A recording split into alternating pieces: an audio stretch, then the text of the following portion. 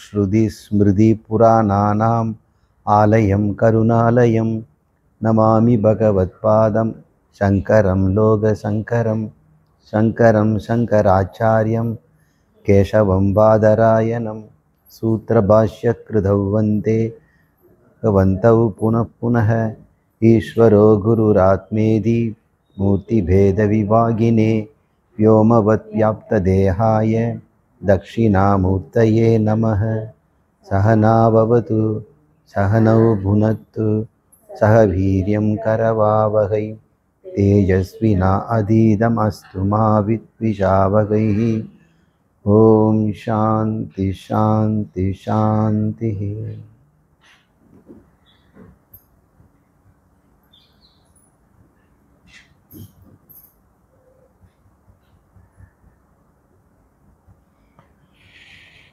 எல்லாருக்குள்ளும் நான் என்ற உணர்வு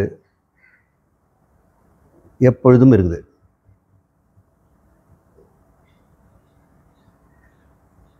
மற்ற எல்லா உணர்வுகளும் நானோடு தான் சேர்ந்திருக்குது.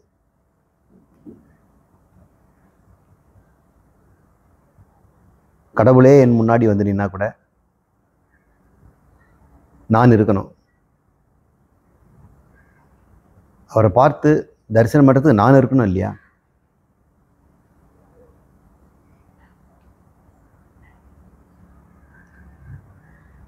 என்னுடைய நான் எப்படிப்பட்டது?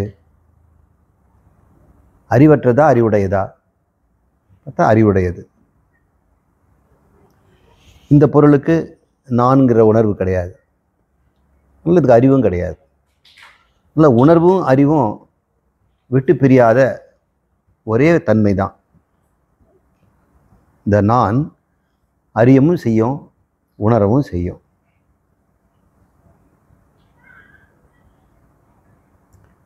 நீங்கள் எதையும் பார்க்காம கேட்காம இருக்கும் பொழுது எதையும் அறியாமல் இருக்கிறீங்க.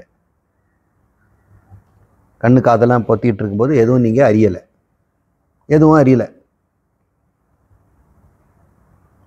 எதுவும் உணராமலும் இருக்கலாம்.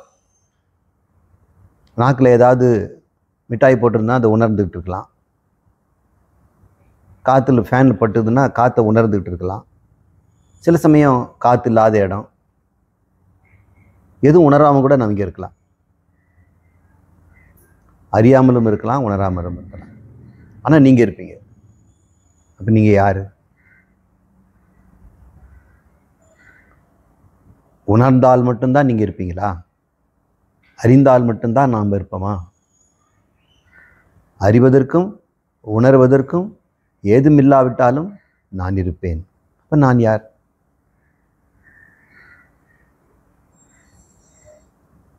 என்னுடைய சொரூபம் என்ன பார்த்தோம்னா, இந்த அறிவும் உணர்வும் இல்லாமல் ஒன்று இருக்குது இல்லையா? அது பேர் ஆத்மா. நீங்கள் அதுதான். அந்த ஆத்மா தான் பிரம்மம், கடவுள் அப்படின்னு வேதம் சொல்லுது. அயம் ஆத்மா பிரம்மம். இந்த ஆத்மா தான் பிரம்மம். இப்போ ஆத்மா எது? நீங்கள் தான். நீங்கள் எப்போ ஆத்மாவாக இருப்பீங்க? எப்போவுமே ஆத்மா தான். ஆனால் ஆத்மாவை எப்போ நீங்கள் மறக்கிறீங்க? நீங்கள் உணரும் பொழுதும் அறியும் போதும். அறியும் போதும் உணரும் போதும் அந்த ஆத்மா தானாக உணர்றதில்லை, தானாக அறியறதில்லை. ஒரு உடம்புலேருந்து தான் அறிய முடியும், ஒரு உடம்புலேருந்து தான் உணர முடியும். அப்போ உடம்புங்கிறது ஆத்மாவுக்கு தேவையா தேவையில்லையா? தேவையே இல்லைல்ல. உடம்பு இருந்தால் தான் ஆத்மா இருக்க போதானே. இன்னும் அறிந்தாலும் உணர்ந்தாலும் தான் நீங்கள் இருக்க போகிறீங்களா? அறியாமலும் உணராமலும் நீங்கள் இருக்க முடியும். எதையும் சுவைக்காமலும் பார்க்காமலும் கேட்காமலும் இருக்கிறீங்க. பயப்படாமலும் கோபப்படாமலும் எதுவும் இல்லாமலும் இருக்கிறீங்க. அப்போ உணர்வும் இல்லாமலும் இருக்கிறீங்க, அறிவும் இல்லாமல் இருக்கிறீங்க. அப்போ நீங்கள் யார்? நமக்கு அதுக்கு பேர் என்ன வைக்கிறது? அறிவதாலும் உணர்வதாலும் அது அறிவுணர்வு அப்படின்னு நம்ம ஒரு பேர் கொடுக்கலாம். ஆனால் வேதம் அதுக்கு வேற மாதிரி பேர். அதுக்கு ஞானம், சித்து அப்படின்னு பேர். அது பேர் சித். நல்லா இருக்குல்ல வார்த்தை, சித். சில இடத்துல இதுக்கு சம்பித் அப்படின்னு பேர் வைக்கிறாங்க, சில இடத்துல பிரக்ஞா அப்படின்னு பேர் வச்சுருக்காங்க.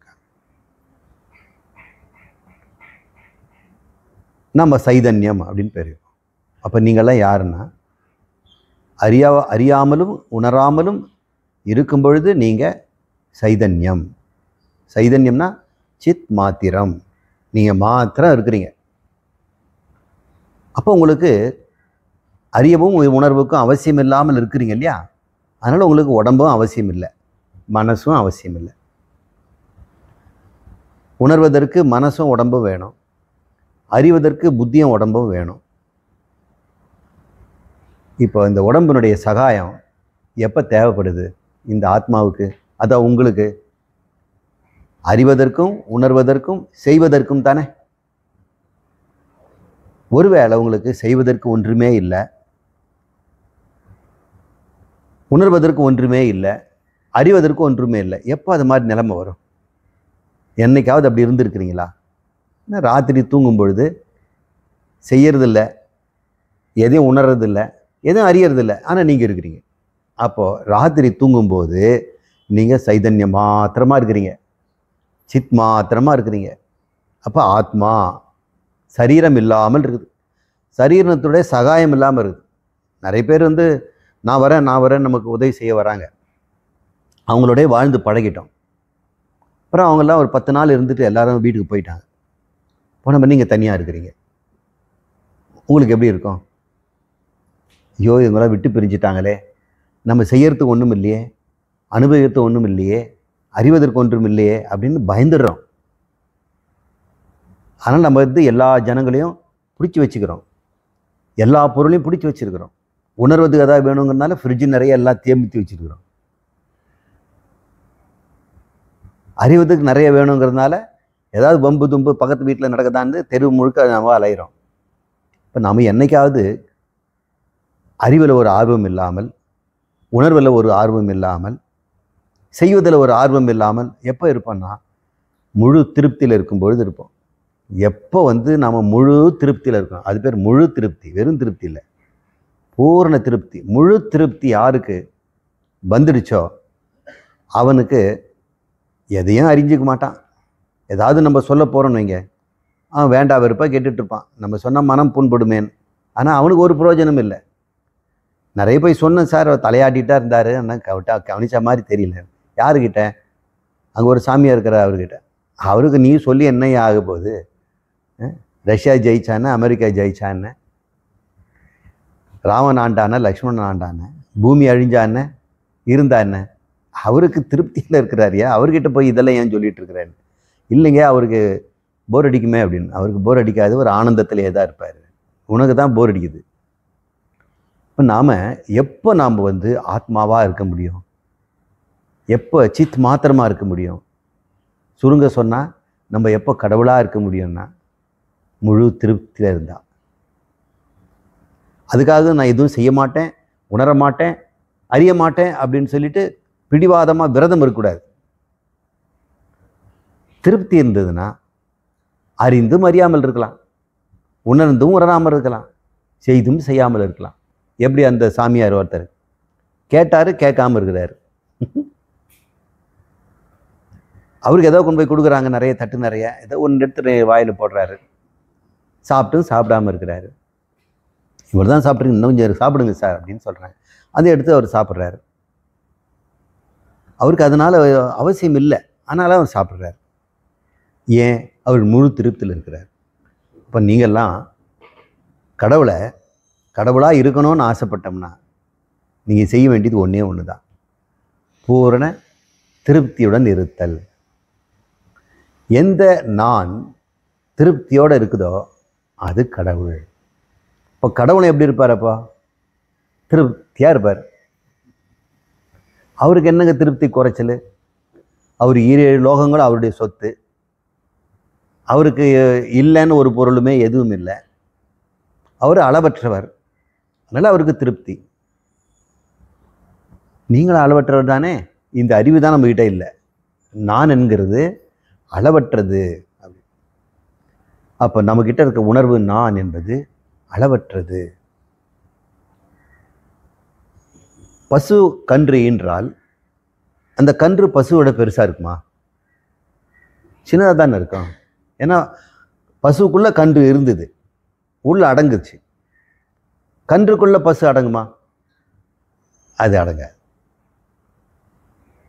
இந்த கடவுள் நம்ம உட்கார்ந்து இருக்கிற அந்த பூமி, நீங்கள் நான், சூரியன், சந்திரன், ஆகாயம் எதுவுமே இல்லை. எதுவுமே இல்லை. ஆகாயமே இல்லை, வானமே இல்லை, நட்சத்திரம் இல்லை, சூரியன் இல்லை, ஒன்றுமே இல்லை. அவர் மட்டும் இருக்கிறார். நீங்கள் தூங்கும்போது எப்படி இருக்கீங்களோ அப்படி இருக்கிறார். ஆனால் அவர் வீழ்ச்சிட்டு இருந்தார். சரீரம் தானே தூங்குது. அதனால் அவர் சரீரம் இல்லாதனால, எதுவுமே இல்லாதனால நம்ம பொறுத்து அவர் தூங்குறாருன்னு சொல்லலாம். ஆனால் அவர் எப்படி இருந்தார்? அவருக்கு பிரபஞ்சம்தான் சரீரம், அதெல்லாம் இல்லாமல் அவர் இருக்கிறார். அந்த நான் எப்படி இருந்திருக்கோம் அப்படின்னா, பூர்ண திருப்தியோட ஆனந்தமாக இருக்கும். அவர் இப்போ என்ன பண்ணுவாரு? பழைய யோசனை வருது. திருப்தியாக தான் இருக்கிறாரு. என்ன யோசனை வரும்? போன தடவை ஒரு பிரபஞ்சம் நம்ம சிருஷ்டி பண்ணமே, அது ஒரு பல கல்பங்கள் வாழ்ந்தது. அதில் அனந்த கோடி ஜீவர்களெல்லாம் அவங்களுக்கு சாப்பாடு போட்டு வீடு கொடுத்து அவங்க கர்மங்களெல்லாம் சாப்பிட வச்சனே, அவங்க செய்த பாவ புண்ணியத்துக்கு ஏற்ற மாதிரி உடம்பு மாற்றி மாற்றி மாற்றி கொடுத்தனே, அத்தனையும் இப்போ உள் வாங்கிக்கிட்டார், மறைச்சிட்டார். இப்போ அவருக்கு மறுபடியும் ஒரு ஆசை வருது. மறுபடியும் சிருஷ்டி பண்ணா என்ன அப்படின்னு அவர் சிருஷ்டி பண்ண ஆரம்பிக்கிறார். அவர் முதல்ல உண்டாக்குனது என்ன? ஆகாயம். முதல்ல இந்த இடத்தை தான் உண்டாக்குறார். அதுக்குள்ளே ஒன்றுமே இல்லை. இடத்தை எப்படி உண்டாக்குறது? ஆச்சரியமாக இருக்குது இல்லை? கடவுள் அப்போ இடத்துல இருந்திருப்பாரா? அவர் காலத்துக்கும் இடத்துக்கும் இல்லாதவராக இருந்தார். ஆனால் இருக்கிறார். காலமும் இடமும் இல்லாமல் ஒன்று இருக்குமா? கஷ்டமாக இருக்குது. ஆனால் நீங்கள் இருக்கிறீங்க. நீங்கள் தான் அது. இப்போவே காலத்தையும் இடத்தையும் உணரலைன்னா நீங்கள் எப்படி இருப்பீங்க? காலமும் இடமும் இல்லாமல் தானே இருப்பீங்க. அது கொஞ்சம் யோசனை பண்ணி பாருங்களேன். இந்த டாக் ரொம்ப கஷ்டமான டாக். பெரிய பெரிய டாக்டரேட் எல்லாம் கூட நான் பேசுகிறத நீங்கள் இப்போ புரிஞ்சுக்கிறத புரிஞ்சு கஷ்டப்படுறாங்க, எழுந்து போயிடுவாங்க. என்னென்ன சொல்லிட்டு இருக்கிறாங்க. ஒவ்வொரு வாக்கியத்துக்குள்ளேயும் சூக்ஷ்மம் மறைஞ்சிருக்குது. விளங்கிக்கிட்டோம்னா முடிஞ்சுது. பூர்ண திருப்தியாக கடவுளாயிடலாம். அந்த கடவுள் முதல்ல படைத்தது ஆகாயத்தை. ஆகாயம் எவ்வளோ பெருசு! இந்த ஆகாயம் எவ்வளோ பெருசு அப்படின்னு சொல்லி கண்டுபிடிக்கிறது என்ன வழி சொல்லுங்கள்? ஒரு வாகனமோ வண்டியை எடுத்துகிட்டு புறப்பட வேண்டி தானே. இந்த வானத்தில் போய்கிட்டே இருங்க. என்ன வரும்? மேகம் வரும். மேகத்தை கிழிச்சிட்டு போங்க. அதுக்கு மேலே போங்க. அதுக்கு மேலே நட்சத்திரங்கள்லாம் வரும். அதையும் தாண்டி போய்கிட்டே இருங்க. எங்கேயாவது முடியுமா? எங்கேயாவது செவுறு கட்டி வச்சுருக்கிறாங்களா? முடிவே கிடையாது. இல்லை, முடிவே இல்லாத எப்படி இருக்கும்? கண்டுபிடிக்கவே முடியல. அதை உண்டாக்குனவர் பசுவை விட கன்று சின்னதுன்னு தானே சொன்னேன். இப்போ பகவான் ஆகாயத்தை உண்டாக்குனாருன்னா அவர் எப்படி இருப்பார்? அதை விட பெருசாக தானே இருப்பார். அதனால் அவர் பேர் பிரம்மம்னு பேர். பிரம்மம்னா பெரிது, இன்னும் பெரிதாக்க வேண்டியது இல்லாதது. பலூனை கொடுத்தனோ ஊது பெருசாகு, இன்னும் கொஞ்சம் ஊது பெருசாக்கு பெருசாக்கு பெருசாகுங்கிறோம். பிரம்மத்தை பெருசாக்கவே முடியாது. ஏன்னா அது ஆகாயத்தையும் அது விழுங்கியது. அப்படிப்பட்ட ஒரு பசுவை கன்றுக்குள்ளே போட முடியுமா? இப்போ சொல்லுங்கள், அந்த கடவுளை ஆகாயத்துக்குள்ளே போட முடியுமா? அப்போ நம்ம ஆகாயத்துக்குள்ளே கடவுளை தேடுறோம் இல்லை? அது எப்படி? நம்மளோட ஒருத்தராக அவர் இருப்பாரா? அவர் ஆகாயத்துக்குள்ளே வர முடியாது. ஆகாயம் அவருக்குள்ளே இருக்குது. இப்படி கொஞ்சம் கற்பனை பண்ணி பாருங்க. அப்படிப்பட்ட ஒரு மன திருப்தி அவருக்கு ஏன் வந்ததுன்னா, அளவற்றவராக இருக்கிறார். அவர் சிருஷ்டி பண்ணும் பொழுது போன பிரபஞ்சத்தை எண்ணி பார்த்து அந்த ஜீவராசிகளெல்லாம் அப்படியே பாதியிலே விட்டுட்டோம். கதையெல்லாம் போன பிரபஞ்சத்தை அவர் க்ளோஸ் பண்ணிட்டார். க்ளோஸ் பண்ணும்பொழுது எல்லாருக்கும் திருப்தியாக முடிஞ்சாங்கன்னெலாம் சொல்ல முடியாது. யாருக்கு தான் திருப்தி இருந்தது? போன பிரபஞ்சத்தில் எண்ணற்ற ஜீவர்கள் இருந்தாங்க, நாமெல்லாம். அப்புறம் தேவர்கள் இருந்தார்கள், பூச்சி பொட்டுகள், பறவைகள் எல்லாம் இருந்தது. எல்லாரும் திருப்தியாக அடைஞ்சு தான் அப்புறம் பிரபஞ்சம் போதும் அப்படின்னு அவர் க்ளோஸ் பண்ணாரா? யாருக்கு திருப்தி வந்தது? இவர் பார்த்துக்கிட்டே இருக்கிறாரு. எங்கேயாவது அத்தி பூத்தா மாதிரி ஒரு ஞானி வந்தாராம். அவன் பிரம்ம ஞானத்தை கற்றுக்கிறான். நான் சொன்ன வேதத்தை பிடிச்சிட்டு திருப்தி அடைஞ்சிட்டான். எல்லாரும் ஆகுவான்னு பார்த்தா போகவே மாட்டாங்கல்ல. எல்லாருமே அதிருப்தியில் தானே இந்த உலகத்தில் எதையாவது தேடிட்டே இருக்கிறாங்க. சரி, நம்ம இன்னொரு தடவை எங்களுக்கு க்ளோஸ் பண்ணிவிட்டு மறுபடியும் ஆரம்பிப்போம். எப்பயாவது திருப்தி வருதா இவங்களுக்கு பார்க்கலான்னு சொல்லி எல்லாரையும் தூங்க வச்சிடுறாரு. நாம் எல்லாம் தூங்கிடுறோம். தூங்கும் பொழுது நம்ம சரீரத்தெல்லாம் மறைச்சிடுறார். அவர் தான் அவருக்கு உண்டாக்குறவராயிச்சே. இந்த சரீரத்தில் இருக்கக்கூடியதெல்லாம் என்னென்ன பொருள் பார்த்தா, மண் இருக்குது இல்லையா? மண்ணில் விளைஞ்ச கத்திரிக்காய் தானே இங்கே இருக்குது. இப்போ மண், தண்ணி, வயிற்றில் சூடு, தொட்டு பார்க்குறோம், சில்லுன்னு ஆயிடுச்சுன்னா போனோங்கிறோம். நிலம், நீர், நெருப்பு, அப்புறம் உள்ள காற்று போய் போய் வருது. அப்புறம் வாய் திறந்தால் ஒரு எம்டி ஸ்பேஸ், ஆகாயம். இந்த 5 பூதங்களும் தானே இந்த உடம்பு. அவர் என்ன பண்ணுவார்? இந்த ஜீவனுக்கு உடம்பை நீக்கணும்னு என்ன பண்ணுவார்? அவர் தான் ஆகாயத்தை படைத்தார். ஆகாயத்தை செய்து அதை கொண்டு வாயு உண்டாக்குனார், காற்றை. இப்போ வாயுவை கொண்டு அக்னியை உண்டாக்குனார், நெருப்பை கொண்டு தண்ணியை உண்டாக்குனார், தண்ணியை கொண்டு நிலத்தை உண்டாக்குனார், நிலத்தை கொண்டு செடி கொடிகளை உண்டாக்குனார், செடி கொடிகளை கொண்டு அன்னத்தை உண்டாக்குனார், அன்னரசத்தினால மனிதனை உண்டாக்குனார். எல்லாரையும் அவர் உண்டாக்குனார்ல. இவர் என்ன பண்ணுவார்? தலை கீழே எல்லாத்தையும் பிரிக்கிறார். மண்ணை தண்ணி ஆகிறார், தண்ணியை அக்னி ஆகிறார், நெருப்பாகிறார், நெருப்பை காற்றுல மறைச்சிட்டார், காற்றை ஆகாயத்தில் விட்டார், ஆகாயத்தை தனக்குள்ள முடிக்கிட்டார். இந்த ஆகாயம் எல்லா இடத்துலையும் இருக்கும். ஆத்மாவில் அது இருக்க முடியாது. எல்லாத்துக்கும் இடம் கொடுக்கும், ஆத்மாவுக்கு இடம் கொடுக்குமா அது? ஆகாயம் இல்லாத ஒரே இடம் நான் தான், கடவுள்.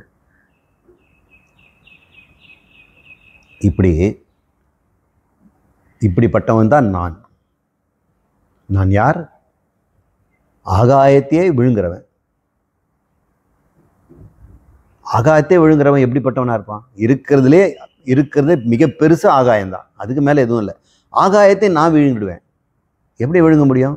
தூங்கிவிடுங்க. தூங்கணும்னா ஆகாயம் கெஞ்சோம், ப்ளீஸ் முடிச்சுக்குப்பா, நான் இருக்கிறேன், என்ன பாரு அப்படின்னு. நாம் ஆழ்ந்த உறக்கத்திலே ஆகாயம் கூட கிடையாது. இப்போ பகவான் என்ன பண்ணுறாரு? இந்த எல்லா உடம்புகளையும், மலைகள், செடி கொடிகள் எல்லாவற்றையும் மண்ணாக்குறார், மண்ணாக்கி தண்ணி ஆக்குறார், தண்ணியாக்கி நெருப்பாக்குறார், நெருப்பாக்கி வாயுவாக்குறார், வாயுவாக்கி ஆகாயத்தை ஒழிக்கிட்டார். இப்போ நாமெல்லாம் என்ன ஆனோம்? அவருக்குள்ளே இருக்கிறோம். அவர் நினச்சி பார்க்குறாரு, இவங்கெல்லாம் திருப்தி அடையாமலே நம்ம போன கல்பத்தை நம்ம க்ளோஸ் பண்ணிட்டோமே, கதையை நல்லா சுபம் அப்படின்னு திருமணத்தில் தான் முடிக்கணும். சினிமாலாம் கடைசியில் திருமணத்தில் முடிப்பாங்க. இப்போ எப்படி முடிக்கிறாங்கன்னு தெரியல. அந்த காலத்தில் எல்லாருமே அந்த காதல் ஜோடிகள் கல்யாணம் அடைஞ்சிடும். அப்புறம் காமெடி ஆளுங்களும் அவங்க ஜோடியை கல்யாணம் பண்ணிக்குவாங்க. கல்யாணம் பண்ணுறது தான்.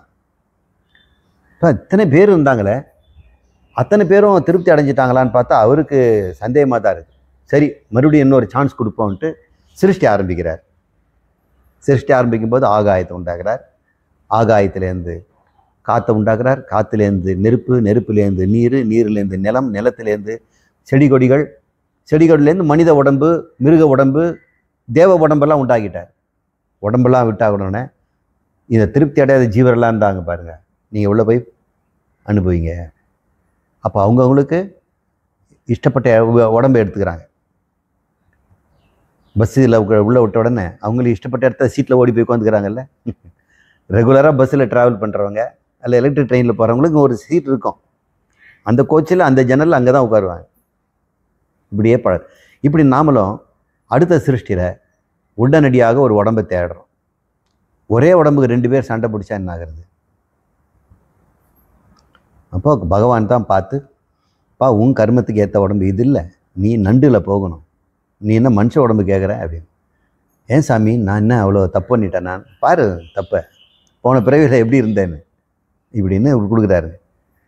இந்த ஒவ்வொரு உடம்புலையும் இந்த ஜீவனாக இருப்பது யார் அப்படின்னு பார்த்தா கடவுள் தாங்க. இந்த கடவுள் என்ன பண்ணுறாரு? இந்த சிருஷ்டியை தொடங்கும்போது தன்னையே ரெண்டாக்குறாரு. எப்படி ரெண்டாக்க முடியும்? கற்பனையில் ரெண்டாக்கிக்கலாம். நீங்கள் கற்பனையில் ஒன்றா நீங்கள் உங்களே நீங்கள் 2 பண்ணிக்கலாம். நான் 2 ஆக்கிக்க போகிறேன் அப்படின்னு கற்பனையில் நீங்கள் 2 பண்ணிக்கலாம் இல்லையா? அந்த 2ல் 1 அனுபவிப்பவன், இன்னொன்று அனுபவிக்கப்படும் பொருள் அப்படின்னு தண்ணியே மாற்றிக்கிறார். இப்போ நீங்களே கூட 2 ஆகலாம். இந்த கை எடுத்து இங்கே சொறீங்க, சுகமாக இருக்குதா? அந்த அனுபவம் யாருக்கு? கைக்கா கன்னத்துக்கா? ஏன் கை கூட சொல்லலாம்ல? கை எப்படி சொரியும் போது கைக்கும் கிட்டதான் கிடைக்குது. அப்போது இப்படி தடவும் போது கைக்கும் உணர்வு கிடைக்குது, கன்னத்துக்கும் கிடைக்குது. இப்போ நானே உணர்வை தருபவனாகவும் இருக்கிறேன், உணர்பவனாக இருக்கிறேன். இப்போ நீங்கள் அப்படி தானே இருக்கிறீங்க. இப்போ பகவானும் அப்படி தான் தன்னையே உணர்பவராகவும் உணர்வுப்படும் பொருளாகவும் மாற்றிட்டார். என்னவாகினாருன்னு இப்போ சொல்லலை, சும்மா 2ஆக பிரிச்சுக்கிட்டார். இது ஏதாவது இடம் இருக்குதான்னு பார்த்தோம்னா உணர்வு எப்பவுமே அறிவுடையதாக தானே இருக்கும். உணர்வு வந்து அறிவு இருக்கணும் இல்லை? உணரப்படுவதுக்கு அறிவு இருந்ததுன்னு என்ன ஆகும்? அது இதை உணர பார்க்கும், இது ஒரே போட்டியாக போயிடும். அப்போ இவர் என்ன பண்ணுவார்? நாம் 2ஆக பிரித்தோம்னா ஒரு பாதி அறிவும் உணர்வும் உடையதாகவும் இன்னொரு பாதி உணரப்படுவதும் அறியப்படுவதுமாக இருக்கணும் அப்படின்னு பண்ணுறார். அது பேர் அச்சித்துன்னு பேர், இது பேர் சித்துன்னு பேர். அப்போ பிரம்மம் சைதன்யமாக இருக்கிறது சித்தும் அச்சித்துமாக தன்னையே பிரித்து கொண்டு சித்து இருக்கிறதெல்லாம் ஜீவர்களாகிட்டார், அச்சித்தெல்லாம் ஜகத்தாகிட்டார். இப்போ சித்தும் அகிச்சுமா இருக்கிறார் பார்த்தீங்களா? இப்போ அந்த பிரம்மத்துக்கு பேர் இறைவன், ஈஸ்வரன் அப்படின்னு பேர். சரி, இதெல்லாம் உங்களுக்கு ஒரு அடிப்படையாக சில உண்மைகளை தெரிவித்தேன். எதுக்கு இதை சொல்கிறேன்னா, புரிஞ்சவங்களுக்கு புரியட்டும், புரியாதவங்களுக்கு இனிமேல் புரிஞ்சுக்கிறது தான் முக்கியம். திருக்குறள் போவோம். எல்லார் உடம்பிலும் நான் நான் என்று எது இருக்கிறதோ அது கடவுள், அது சித் மாத்திரம். அந்த சித் மாத்திரம் உங்களிலேயே சித்தும் அச்சித்துமாக மாறிவிடுகிறது. எப்படி? சித் மாத்திரமாக இருந்த சைதன்யம் உங்ககிட்ட என்னவா இருக்குது? அறிபவனாகவும் அறியப்படும் பொருளாகவும் இருக்குது. நீங்கள் அறிபவர். எதை அறிகிறீங்க? உங்கள் உடம்பே அறிகிறீங்களே. ஏன் உடம்பு என்ன சூடாக இருக்குது, எனக்கு என்ன பசியாக இருக்குது? அப்போ உடம்பு அறியப்படும் பொருளாகிடுது. நான் உள்ளேருந்து அறிபவன். இதைத்தான் அவர் பகவான் சொல்கிறாரு, இது சேத்திரம், உள்ள நான் தான் சேத்திரஜன் அப்படின்றார். இது சேத்திரம்னா ஒரு இடம் தானே. எங்கள் புனித சேத்திரம் போயிட்டு வந்தீங்களா? காசி யாத்திரைலாம் போனீங்களா? சேத்திராடனம் போனீங்களான்னு கேட்குறோம். சேத்திரம்னா அனுபவிக்கும் இடம். அது அனுபவிக்கிற பேர் சேத்திரஜன். பகவான் சொல்கிறாரு, அர்ஜுனா, இந்த உடம்பாகிய உன் உடம்பு இருக்குதுல்ல, 6 அடி உயரம் இருக்குது இல்லை, இது தாண்டா சேத்திரம். இந்த சேத்திரத்தை உள்ளேருந்து ஒருத்தன் அனுபவிக்கிறான் பார். கண்ணு நல்லா தெரியுதா, காது நல்லா தான், உள்ளேருந்து காதை பார்க்குறான் ஒருத்தன், கண்ணை பார்க்குறான்ல, அவன் பேர் சேத்திரஜன்டா. அப்படிங்களா சுவாமி? இப்போ நான் உள்ளேருந்து அறிபவன் சேத்திரஜன். ஆமாம், அந்த சேத்திரங்க நானுங்கிறார். சேத்திரஜன் ச அபி மாம் சர்வ சேத்திரேத்து பாரத. எல்லா சேத்திரத்திலும் உள்ளிருந்து அறிபவனாக நான் இருக்கிறேன் அப்படிங்கிறார். இதுக்கு மேலே அவர் உங்களுக்கு ஏதாவது சொல்லணுமா? நீங்கள் நானுங்கிறது கடவுள்னு ஒத்துக்கும் போகிறீங்களா இல்லையா? உங்கள் இஷ்டம். கடவுளாக இருக்கிறதுக்கு நமக்கு விருப்பம் இல்லையா? என்ன தடை உங்களுக்கு? கடவுளாக இருக்கிறதுக்கு நமக்கு என்ன குறைஞ்சி போச்சு? ஏன் இப்படி மூஞ்ச தூக்கி வச்சிருக்கிறோம்? எதுக்கு துக்கத்தில் வாடுறோம்? ஆனந்தமாக கடவுள் மாதிரி இருக்க வேண்டியதானே. என்ன சார் அப்படி சொல்கிறீங்க? ஏன் முட்டி வலிக்குது? முதல்ல கடவுள் ஏன் அதெல்லாம் சிருஷ்டி பண்ணார்? சும்மா இருக்க வேண்டியதானே. அப்படி இதுதானே அப்படி எல்லாரும் தான் கேட்குறேன். என்ன ஏன் படைச்சார், ஏன் சிருஷ்டி பண்ணார்? அவர் சொல்கிறாரு, உனக்கு என்ன குறைச்சல்? நீ தான் கடவுளாச்சே, அதை பற்றி நீ ஏன் கவலைப்படுற? சிருஷ்டி பண்ணுறதை பற்றி, சிருஷ்டி பண்ணுறவனுக்கு என்ன கவலை? அதுதான் எனக்கு கவலையாக இருக்குது. அப்போ நான் பிரம்மம்னு தெரிஞ்சுக்கலங்கிறீங்களா? ஆமாம், நான் பிரம்மம் தெரிஞ்சுக்கிட்டா எல்லா பிரச்சனையும் முடிஞ்சு போயிடுது. நீ பூர்ண திருப்தியில் இருப்ப. அப்போ நான் என்பது எப்போ முழு திருப்தியில் இருக்கும் என்றால் தன்னை ஒருவன் அழியாத மாறாத பிரம்மம் கடவுள் என்று தெரிஞ்சுக்கணும். அந்த தெரிஞ்சுக்கிட்ட பிறகும் நிறைய பேருக்கு அதன்படி வாழ முடியாத காரணம் ஒன்று இருக்குது. அது பேர் ஒரு பெரிய தடை. நான் தெரிஞ்சுக்கிட்டேன் சார், ஆனால் பெரிய தடை இருக்குது. சொல்லிட்டாங்க சார், நான் ஒரு கிராமத்தில் பிறந்து வளர்ந்தேன், எனக்கு எல்லாமே அளவு தான். உட்காந்து தட்டில் சாப்பிட்டு வட்டில் போட்டோம்னா, தம்பி இவ்வளோ தாண்டா இருக்குது, இன்னும் அண்ணன் தம்பிகள்லாம் 4 பேர் வரானுங்க, அவங்களாம் சாப்பிடணும், பார்த்து சாப்பிடு கண்ணு, அப்பா வேற சாப்பிடணும் அப்படின்னு. அப்போ எடுத்து போடும்போதே கம்மியாக தான் போடுவான். குழம்பு ஊற்றும் போதும் பார்ப்பான், சின்ன கிண்ணமாக தான் இருக்குது, இதில் 7-8 பேர் சாப்பிடணும், என்ன பண்ணுறது? அப்புறம் இன்றைக்கி எதுவும் செய்கிற தங்கம், தயிர் மட்டும்தான் இருக்குது அப்படின்னு. அது பார்த்தா சின்ன கப்பில் இருக்குது, 10 பேர் சாப்பிடணும். அதை தண்ணி ஊற்றி பெருசாக வளாவி உப்பு போட்டு கரைச்சி குடிக்கிறாங்க. இப்போ எல்லாம் அளவோடு வாழ்ந்து பழகிட்டான். சட்டை ட்ரௌசரு இதெல்லாமே 1-2 தான் இருக்குது, அப்படி இருக்கிறான். செருப்பெல்லாம் கிடையாது, புஸ்தகம்லாம் ஸ்கூலுக்கு போய் வாங்க முடியாது. அக்காங்க படித்து முடித்த பிறகு அவங்க 7ஆம் கிளாஸ் போன பிறகு அது 6ஆம் கிளாஸ் புக்கு சும்மா தானே இருக்கும், அது அடுத்த பையன் படிப்பான், தம்பி. அவன் அண்ணன் படித்து முடிச்சு ஒன்று வரும், 3ஆவது பையன் வச்சுங்க, புஸ்தகத்துக்கு குறைவே கிடையாது. ஆனால் எல்லாம் காதெல்லாம் கிழிஞ்சு முன்பக்கெல்லாம் போனது. அப்புறம் வாஸ்கோட காமாவுக்கு மீசையெல்லாம் போட்டிருக்கோம். சரித்திர புக்கில் எல்லாரும் இருக்கிற மூஞ்சிக்கெல்லாம் தாடி மீசை போட்டுருவாங்க, கண்ணாடி வேறு போட்டிருப்பாங்க. அந்த புக்கு தான் நமக்கு வரும். இப்படிப்பட்ட ஒரு வாழ்க்கையை வாழ்ந்துட்டு இருக்கவன் எனக்கு சென்னையில் ஒரு எதுக்கோ கூட்டிகிட்டு போகிறாங்க, தொலைஞ்சு போயிட்டான். அப்போ ஒரு பெரிய மிராசுதார், சென்னையிலே மிகப்பெரிய பணக்காரர், அவர் எடுத்து வளர்த்து நீ தான் என்னுடைய வாரிசு அப்படின்னு சொல்லிட்டார். சொத்தெல்லாம் கொடுத்துட்டார்.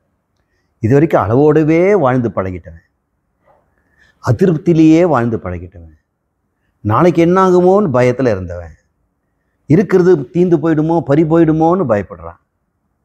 அப்படி இருந்தவனுக்கு இன்னைக்கு பொது அணுகும்போது அவன் எப்படி இருப்பான்?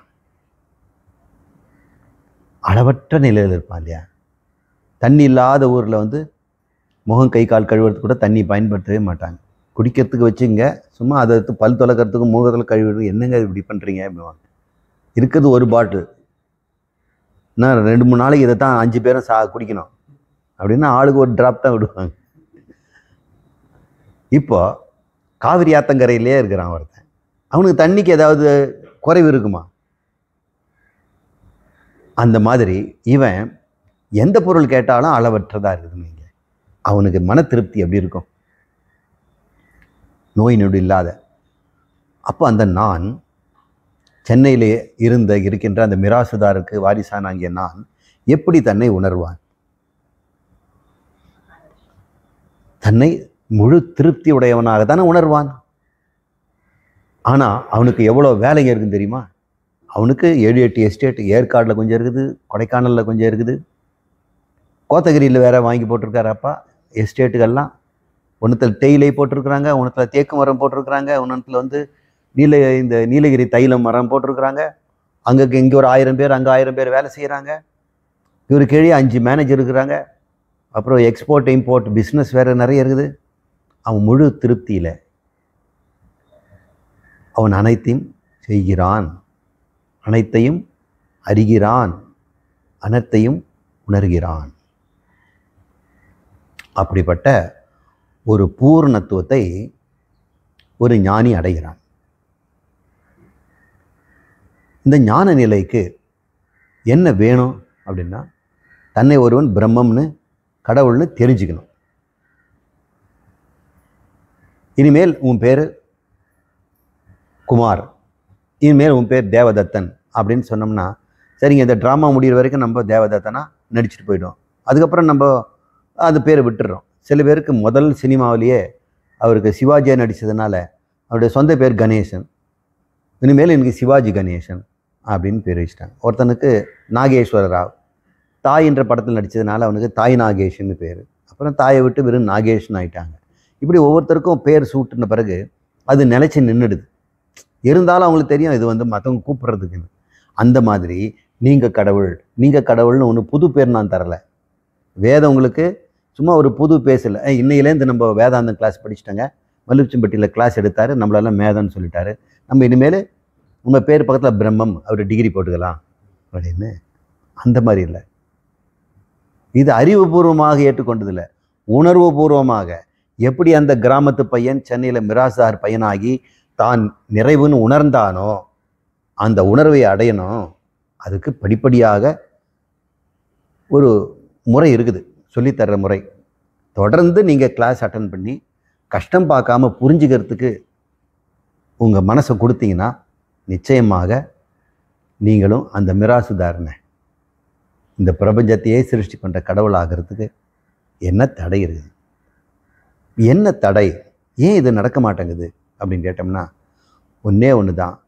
நாம் சித் மாத்திரம், சைதன்யம்,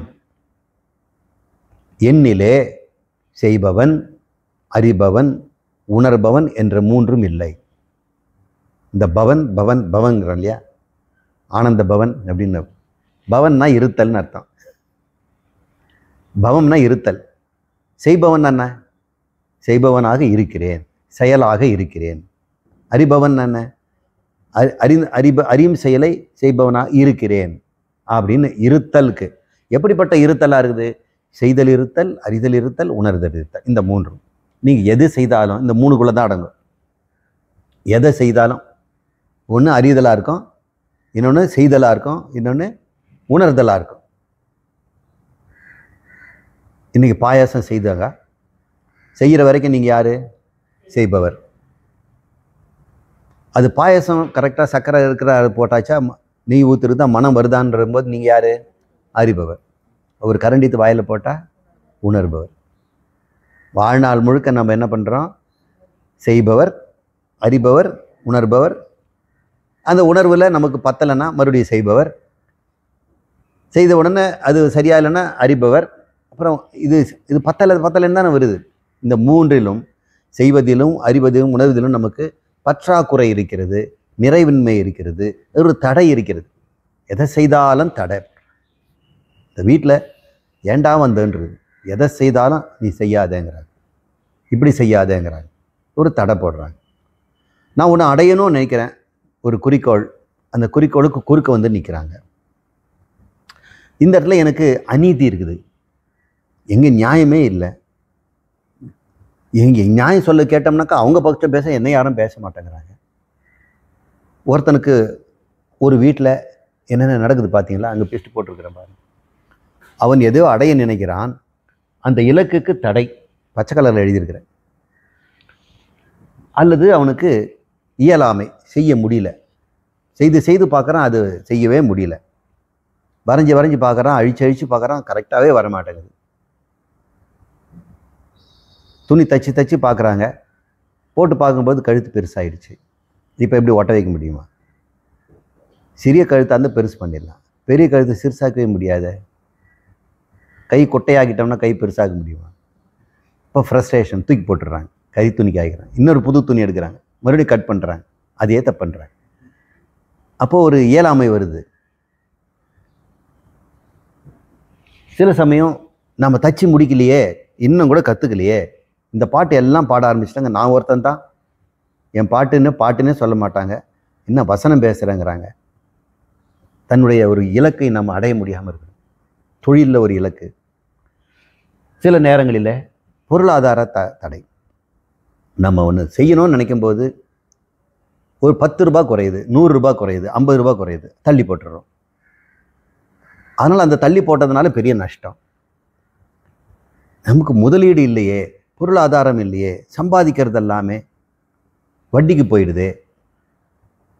கஷ்டப்பட்டு உழைச்ச காசை இப்போ வட்டி கொடுக்குறோன்னா முதல்ல வாங்கி நீ அனுபவிச்சல்ல, அதை நம்ம அசலை கொடுத்துருந்தோம்னா நமக்கு வட்டி பிரச்சனை இருந்திருக்காது. நாம் வருமானம் வரும்போது கடனை மறந்துடுறோம், அதை நம்ம அனுபவ ஆரம்பிச்சிடும். இதெல்லாமே பொருளாதாரத்தில் தடை. குடும்பத்தில் உறவுகள் சரியாக சுமூகமாக இல்லை. ஏதாவது ஒருத்தர் புரிஞ்சிக்காம, ஒருத்தருக்கு ஒருத்தர் விட்டு கொடுக்காம, ஒருத்தருடைய மனசை புரிஞ்சிக்காமல் நடந்துக்கிறாங்க. இதெல்லாம் ஒரு இயலாமையிலையும் பொருளாதாரத்திலையும் உறவுகளிலையும் இருக்கலாம். சில உறவுகள் இழந்துடலாம். தாய் இல்லாமல் போயிடுவார், தந்தை இல்லாமல் போயிடுவார், தந்தை இருந்தும் பயனில்லாமல் போயிடுவார், வீட்டை கவனிச்சிக்கவே மாட்டார், வாங்குகிற சம்பளத்தை அவரே செலவு பண்ணிட்டு வருவார். அப்புறம் அம்மா எங்கேயாவது துணி தைச்சோ அல்லது வீடு பாத்திரம் செய்தோ ஒரு இடத்துல மறைச்சி வச்சுருந்தா அப்படியே லபக்குன்னு காணா போயிடும். ஒரு நாள் இங்கே தானே வச்சுருந்தேன்டா ஃபீஸ் கட்டுறதுக்கு, அப்புறம் அவர் பக்கத்து இருக்கார் வருவாரே, அவருக்கு ஒரு 10 ரூபா நம்ம கடன் கொடுக்கணுமே, உனக்கு வேற ஒரு 10 ரூபா வச்சுருந்தேன் ஸ்கூல் ஃபீஸுக்கு, காணுமேன். இந்த உணர்வுகள்லாம் வரும் பொழுது இந்த நான் என்ற உணர்வு எப்படிங்க பூரண திருப்தியில் இருக்கும்? நம்ம நானுங்கிற உணர்வு கடவுள்னு சொல்லிட்டோம், அது நிறைவுன்னு சொன்னோம். ஆனால் நடைமுறையில் எப்படி இருக்குது? அது பூரணத்தை அடையலைல்ல, எப்பவுமே பற்றாக்குறையில் தானே இருக்குது. இன்னொன்று, ஒரு நெருங்கிய சொந்தமோ உறவோ இழப்பு ஏற்படலாம், குற்ற உணர்வு நமக்கு வரலாம், குற்றம் சாட்டப்படலாம் செய்யாத குற்றத்துக்கு, அல்லது நம்ம சிலது செய்துட்டு மறைச்சிருக்கலாம். சில நேரங்களில் அநீதி நமக்கு செய்யப்படலாம். ஒரு குடும்பத்தில் ஒருத்தருக்கு அநீதி கொடுத்துக்கிட்டே இருப்பாங்க, நியாயமாகவே இருக்க மாட்டாங்க. அண்ணன் தம்பிகளுக்குள்ளே நியாயம் இருக்காது, உற்றார் உனக்கு நியாயம் இருக்காது, அந்த தெருவில் கூட நியாயம் சொல்கிறதுக்கு ஆள் இல்லை, யார்கிட்ட போய் சொன்னாலும் கேட்க மாட்டேங்கிறாங்க. இப்போ அநீதி தனக்கு ஏற்படுது. குழந்தை பருவத்தில் சில அச்சங்கள் ஏற்படலாம். அறியா பருவத்தில் நம்முடைய மனசில் ஒரு காயம் படும், அநீதி ஏற்பட்டிருக்கலாம். செய்யாத குற்றத்துக்கு அடிச்சிருப்பாங்க, எல்லாரும் கை நீட்டும் போது எல்லாம் கொடுப்பாங்க, எதிர்க்க தட்டி விட்டுருவாங்க. இதுக்கு மட்டும் கை நீட்டிக்குவா, உங்கள் வீட்டில் போய் வாங்க வேண்டியதானே, இங்கே எதுக்கு கை நீட்டுற அப்படின்னு. அது குழந்தைக்கு என்ன தெரியும்? இது நம்ம வீடு இன்னொரு வீடுன்னு தெரியுமா? எல்லாம் கொடுக்குறாங்க அப்படின்னு சொல்லி கை நீட்டும். அப்புறம் அவங்க வந்துட்டாங்கன்னு தெரிஞ்ச உடனே இவங்க எல்லாத்தையும் மறைச்சிடுவாங்க. ஒரு பீஸா வாங்கி 5ஆக கட் பண்ணியிருப்பாங்க, 6ஆவதாக ஒரு பையன் வந்துடுவான் வீட்டுக்கு. உடனடியாக அதை அப்படியே துணி போட்டு மூடிடுவாங்க. அவன் எப்போ போவான்னு பார்த்துட்டு இருப்பான். அந்த பையனுக்கு தெரியும் அந்த பீஸா வாசனை வருதுன்னு. வெட்டுவாங்க தருவாங்கன்னு பாறான், முழு நேரமாக போகிறான். அப்போ அவனுக்கு தெரியுது ஒரு அநீதி நடக்கப்படுது. எனக்கு ஏன் இந்த துர்பாக்கியம்? அந்த நான் என்ற உணர்வுக்கு எப்படியெல்லாம் ஒரு தடைகள் வருது பார்த்தீங்களா? அத்தனையுமே அதுக்கு துக்கத்தை தருது. இதெல்லாம் என்ன தருது? துக்கத்தை தருகிறது. குழந்தையில் ஏற்பட்ட அந்த இழப்பு, அநீதி, கொடுமை, அப்புறம் சில தவறான கற்றல், இதெல்லாம் நம்ம பார்க்கணும். இதெல்லாமே நமக்கு ஒரு உணர்வை ஏற்படுத்துங்க. அந்த உணர்வுக்கு பேரே சொல்ல முடியலைங்க. அந்த உணர்வுக்கு என்னன்னு பேர் தெரியாது, உள்ளுக்குள்ளே ஒரு பாரமாக இருக்குது. அது பேர் நிறைவின்மைன்னு வச்சுடுவோம். மனம் உன்னத்தில் இருக்குன்ற ஒரு நிறைவின்மை, அதுக்கு ஒரு உணர்வு நம்ம தர முடியல. மனசு என்னவோ தெரிலங்க, எனக்கு மனசு சங்கடமாக இருக்குது, மனசு கசப்பாக இருக்குது, எதையும் செய்யணும்னு தோண மாட்டேங்குது, திருப்தியாக இல்லை, அவங்களால வார்த்தையை சொல்ல முடியாது. மன நிறைவு இல்லை, பூரணத்துவம் இல்லை, ஏதோ எனக்கு குறைவு இருக்குது. இது தாங்க கோபமாக வெளிவருது. யாருக்கெல்லாம் இந்த நான் என்ற உணர்வு சிறுமைப்படுகிறதோ, குறைவடைகிறதோ, நிறைவில்லாமல் இருக்கிறதோ, அதிருப்தியில் இருக்கிறதோ, அதை மறைப்பதற்கு ஒரு உணர்வு உண்டாகும் பாருங்க, அது பேர் கோபம். யாரெல்லாம் கோபக்காரர்களோ அங்கே பார்த்தா ஏதோ ஒரு மனக்குறை இருக்கிறது. உங்களுக்கு கோபம் வருதா? உள்ள குறை இருந்தால் தான் கோபம். உள்ளுக்குள்ள நிறைவு இருந்தால் கோபமே இங்கே இருக்காது. எப்படிங்க கோபம் வரும்? ஒரு நிறைவு இருக்கவனுக்கு அநீதி தெரிவதில்லை, அவன் நீதியில் இருக்கிறான். அப்போ நமக்கு எல்லாருமே அநீதியும் குற்றமும் இழப்பும் தடைகளும் தொடர்ந்து வாழ்க்கையில் வந்துக்கிட்டே தானே இருக்குது. அப்போ நமக்கு எப்போ நிறைவு வரும்? இந்த அகந்தை அல்லது நான் என்ற உணர்வு, இந்த நிரந்தர நிறைவன்மையிலேயே வாழ்வது தான் மனித வாழ்க்கை. அதுதான் ஜீவன். இது பேர் பந்தம்ங்கிறாங்க. இதை தான் உன்னை கட்டி போட்டுரும். இப்படி வாழ்நாள் முழுக்க நிறைவின்மையில் வாழ்ந்தவன் செத்தால் மறுபடியும் அந்த நிறைவன்மையை போக்கிக்கணும் இல்லை? கடவுள் என்ன பண்ணுவார்? சரி, இன்னொரு உடம்பு தரேன், அங்கேயாவது நீ நிறைவாக வாழ கற்றுக்க அப்படின்றார். அப்படி தான் நம்ம பிறந்தோம். ஆனால் இப்போ வாழ்ந்த முழுக்க அப்படி இல்லையே. ஆனால் நீங்கள் உஷாராயிட்டீங்க. நம்ம இனிமேல் பிறக்கக்கூடாதுன்னா மனசில் இப்பொழுதே நிறைவு வந்துடணும், பூரணம் இருக்கணும். அந்த பூரணம் தான் நான் கடவுள் என்பதற்கு அடையாளம். நீ பேச்சுக்கு நான் கடவுள்னு படிச்சுட்டு போய் பிரயோஜனம் இல்லை. உணரணும். கடவுளை உணர்றதுன்னா என்ன? நீ உன்னை முழுமையாக உணர்ந்தால் நீ கடவுளை உணர்ந்தாயின்னு அர்த்தம். கடவுளை உணர்றதுக்கு சுலபம், நீ உன்னை உணரணும். நீ எப்படி உன்னை உணரணும்? பூரணம், முழுமை, நிறைவு அப்படின்னு. அதுக்கு பேர் அளவற்ற தன்மை. எல்லாம் என்னில் இருந்தால் தான் எனக்கு பூரணம் வரும். எல்லாம் என்னில் இருந்தால் எது இருக்கும்? ஆகாயம் கூட என்னிலும் இருந்தால் கடவுள் ஆயிடுவோம்ல. இப்போ கடவுள் தன்மைங்கிறது எல்லாவற்றிலும் என்னில் இருக்கிறது, எல்லாம் என்னில் இருக்கிறது. எனக்கு தயலாக ஒன்றொன்று இல்லை, எனக்கு இது வேணும் அது வேணும் சொல்வதற்கு இந்த பிரபஞ்சத்தில் எதுவுமே இல்லை அப்படின்ற ஒரு திருப்தி வந்த பிறகு நாம் ஜீவன் முக்தர்கள் அப்படின்னு. அப்போ நம்ம ஜீவன் முக்தர்களாக, கடவுளாக, ஆனந்தமாக இந்த வாழ்க்கையை நடத்தாததற்கு ஒரு காரணம் என்னங்க? இந்த நிறைவின்மை. அந்த நிறைவினுடைய இன்னொரு வேஷம் என்ன தெரியுங்களா?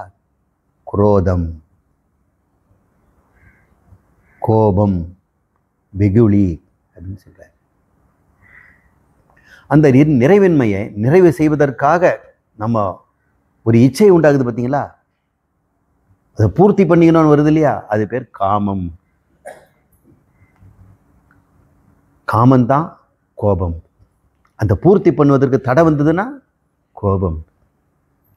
இந்த கோபம் நேற்று நம்ம அதாவது முந்தைய கிளாஸில் இந்த அகந்தையை நாம் 3ஆக பிரித்தோம்.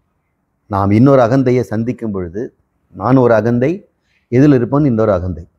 அந்த அகந்தை எனக்கு கீழான அகந்தை, என்னை விட ஒரு படி கம்மி, என்னை விட ஒரு படி மேலே, எனக்கு நிகராக இருக்கிறான்னா எனக்கு என் கீழே இருக்கனை பார்த்து நான் கவலைப்படுறதில்லை, கீழே தான் நடக்கிறாங்க.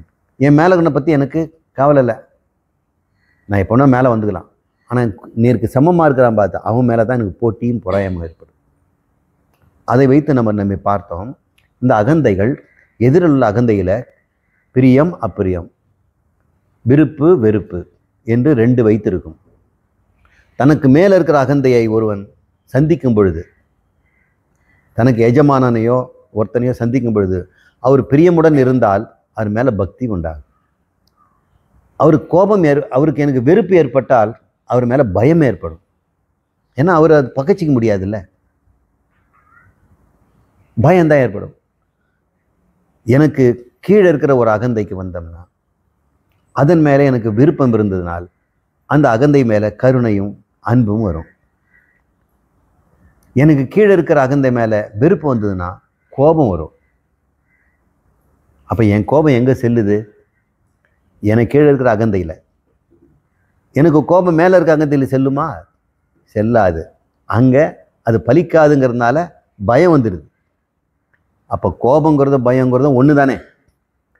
அது எதிர்படுகின்ற அகந்தையை பொறுத்து.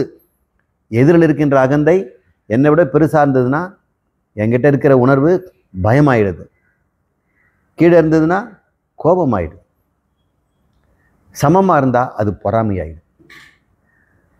இப்போ மனிதன்கிட்ட இருக்கக்கூடிய பொறாமையும் கோபமும் பயமும் இது தானே உங்களுடைய நிறைவின்மைக்கு காரணம். உங்களோட பிரம்மத்துவத்தையும் உங்களுடைய பூர்ணத்துவத்தையும் உணர முடியாமல் தடுப்பது இந்த உணர்வுகள் தானே. அதனால திருவள்ளுவர் சொல்றாரு, நீ கடவுளாவதற்கு தடையாக இருப்பது கோபம்தான். இந்த கோபம்தான் பொறாமையாகவும் பயமாகவும் வடிவடிக்கிறது.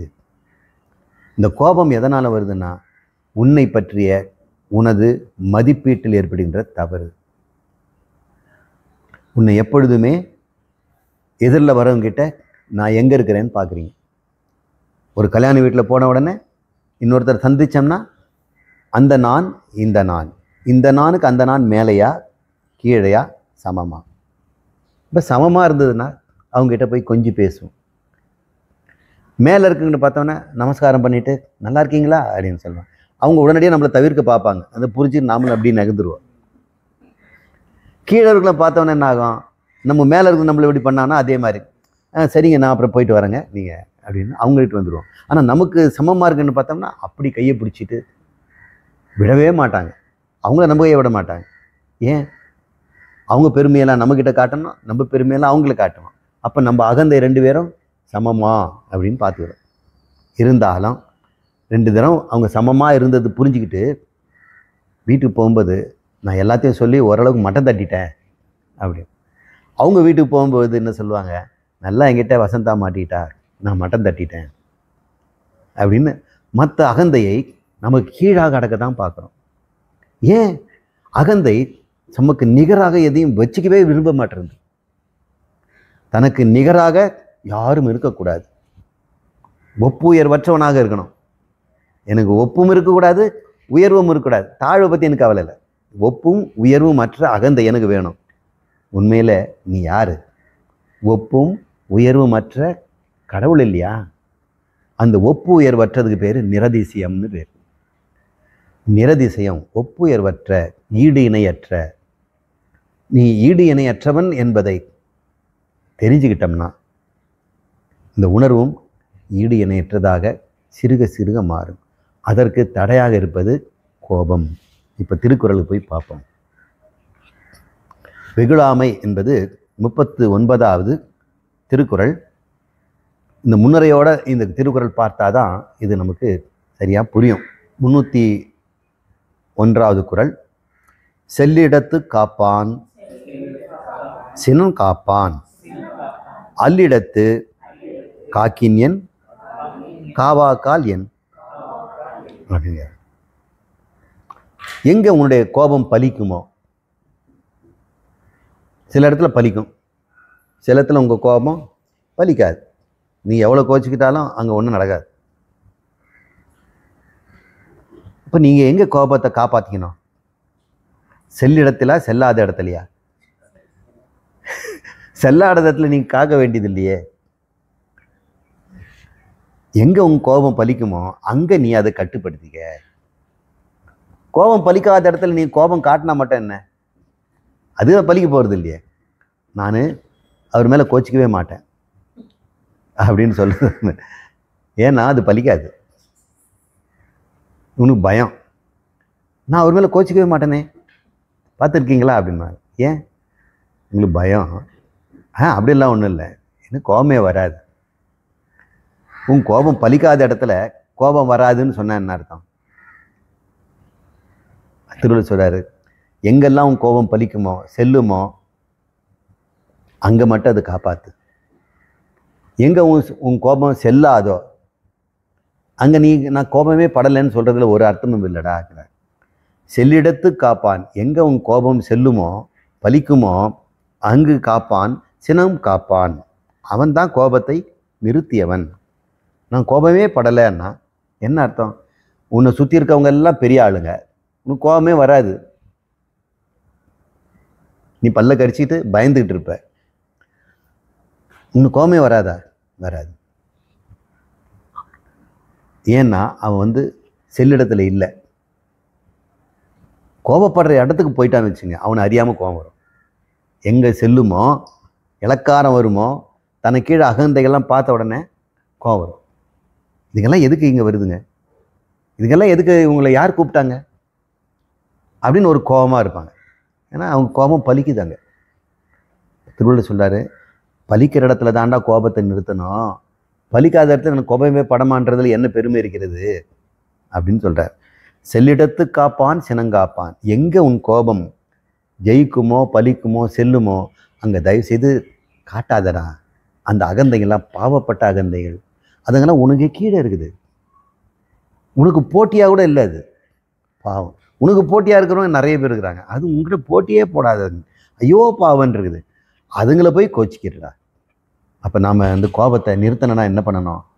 கோபம் பலிக்கின்ற இடம் இதுன்னு சொன்ன உடனே முதல்ல நம்ம கோபத்தை விட்டுணுங்க. கணவனிடத்திலோ குழந்தையிலையோ உறவினர்கிட்டையோ வளர்க்குற நாய்கிட்டையோ கோபப்படாதீங்க. அதுங்க திருப்பி கூட கோபப்பட முடியாத அளவுக்கு அகந்தையில் குறைந்தவர்கள். அப்போ தனக்கு கீழே இருக்க அகந்தை மேலே நம்ம என்ன பண்ணணும்? பரிதாபப்படணும், கோபப்படக்கூடாது அப்படின்னு சொல்கிறார். கோபத்தை தடுக்கிற வழியெல்லாம் சொல்கிறார். செல்லா இடத்து சினம் தீது, செல்லிடத்தும் இல் அதனின் தீய பிற. அதே குரலை மறுபடியும் சொல்கிறார். சரி, எங்கே கோபம் செல்லாதோ, உங்கள் மேனேஜர்கிட்டையோ, சில பேர் ஒய்ஃப் கிட்ட கூட கோபம் செல்லாது, வெளியே தான் சொல்லுவாங்க. ஆனால் வீட்டுக்குள்ளே அவர் கோபம் செல்லாது. வெளியே மேனேஜர், அங்கே எல்லாரும் மிரட்டிட்டு உருட்டிடுவார். வீட்டுக்கு போனவுடனே பயந்துடுவார். அம்மா இருக்கிறாங்களான்னு பையனை கேட்பார். இருக்கிறாங்கப்பா அப்படின்னு. அப்படியா, சரி சரி படி, நான் கொஞ்சம் வேலையை பார்க்குறாரு. இப்போ அடங்கி ஒடுங்கி இருக்கிறார். அந்த இடத்துல உங்களுக்கு செல்லாத இடம் தெரிஞ்சு போச்சு. அந்த இடத்துல கோச்சிக்கிட்டா என்ன ஆகும்? விபரீதமாயிடும். செல்லா இடத்து சினம் தீது. எங்கே காட்டக்கூடாத கோபம், அதாவது பெரியவங்க கிட்ட, உனக்கு மேனேஜர்கிட்ட, உனக்கு மேலே இருக்க அகந்தைக்கிட்ட உன்னுடைய கோபம் பலிக்காது. நீ பயந்து தான் இருக்கணும். ஆனால் நீ தெரியாமல் கோச்சிக்கிட்டேன்னு வை, அது பெரிய ஆபத்தில் கொண்டு போய் சேர்க்கும். எங்கே கோபம் பலிக்குமோ அந்த இடத்துல நீ கோபத்தை பலிக்காதோ அந்த இடத்துல கோபத்தை காட்டிட்டீங்கன்னா அந்த கோபம் ஒன்று தாக்கிடும். அதனால் செல்கிற இடத்துல காட்டிடலாமா அப்படின்னு ஒருத்தன் கேட்குறான். திருவள்ளுவரே, எனக்கு கோபம் பலிக்காத இடத்துல நான் காட்டினேன்னா எனக்கு திருப்பி அடிச்சுடுவாங்க, பிரச்சனை வரும். எனக்கு கோபம் காட்டினாக்கா கேட்டுக்கணும், அது பயந்துட்டு இருக்கவங்ககிட்ட காட்டிடலாமான்றார். அதை விட அது மோசம்டாங்கிறார். செல்லிடத்தும் இல் அதனின் தீய பிற. எங்கே செல்லுமோ அங்கே நீ காட்டினா அதை விட அதிகமான பிரச்சனையும் கஷ்டமும் உனக்கு வரும் அப்படிங்கிறார். இன்னும் கொஞ்சம் நிறைய கோபத்தை புரிஞ்சுக்கிறது இருக்குது. இப்போ 2 குறளை நம்ம அகந்தையினுடைய லெவலை பார்க்குறோம்.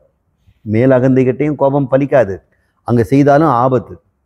கீழிடத்துல கோபம் பலிக்கும், ஆனாலும் அங்கே கோபம் வைத்தால் நாம் மேலே இருக்கிற செய்கிறத விட அதிகமான நஷ்டம் வரும் அப்படின்னு 2 குறளில் அகந்தையினுடைய லெவலை அவர் சொல்கிறார். 103வது, மறத்தல் வெகுளியை யார் மாட்டும், தீய பிறத்தல் அதனால் வரும். அதனால் வரும் போட்டிருப்பார். அது இலக்கணம். யாருக்கிட்டையும் வெகுளியை கோபத்தை காட்டாதே.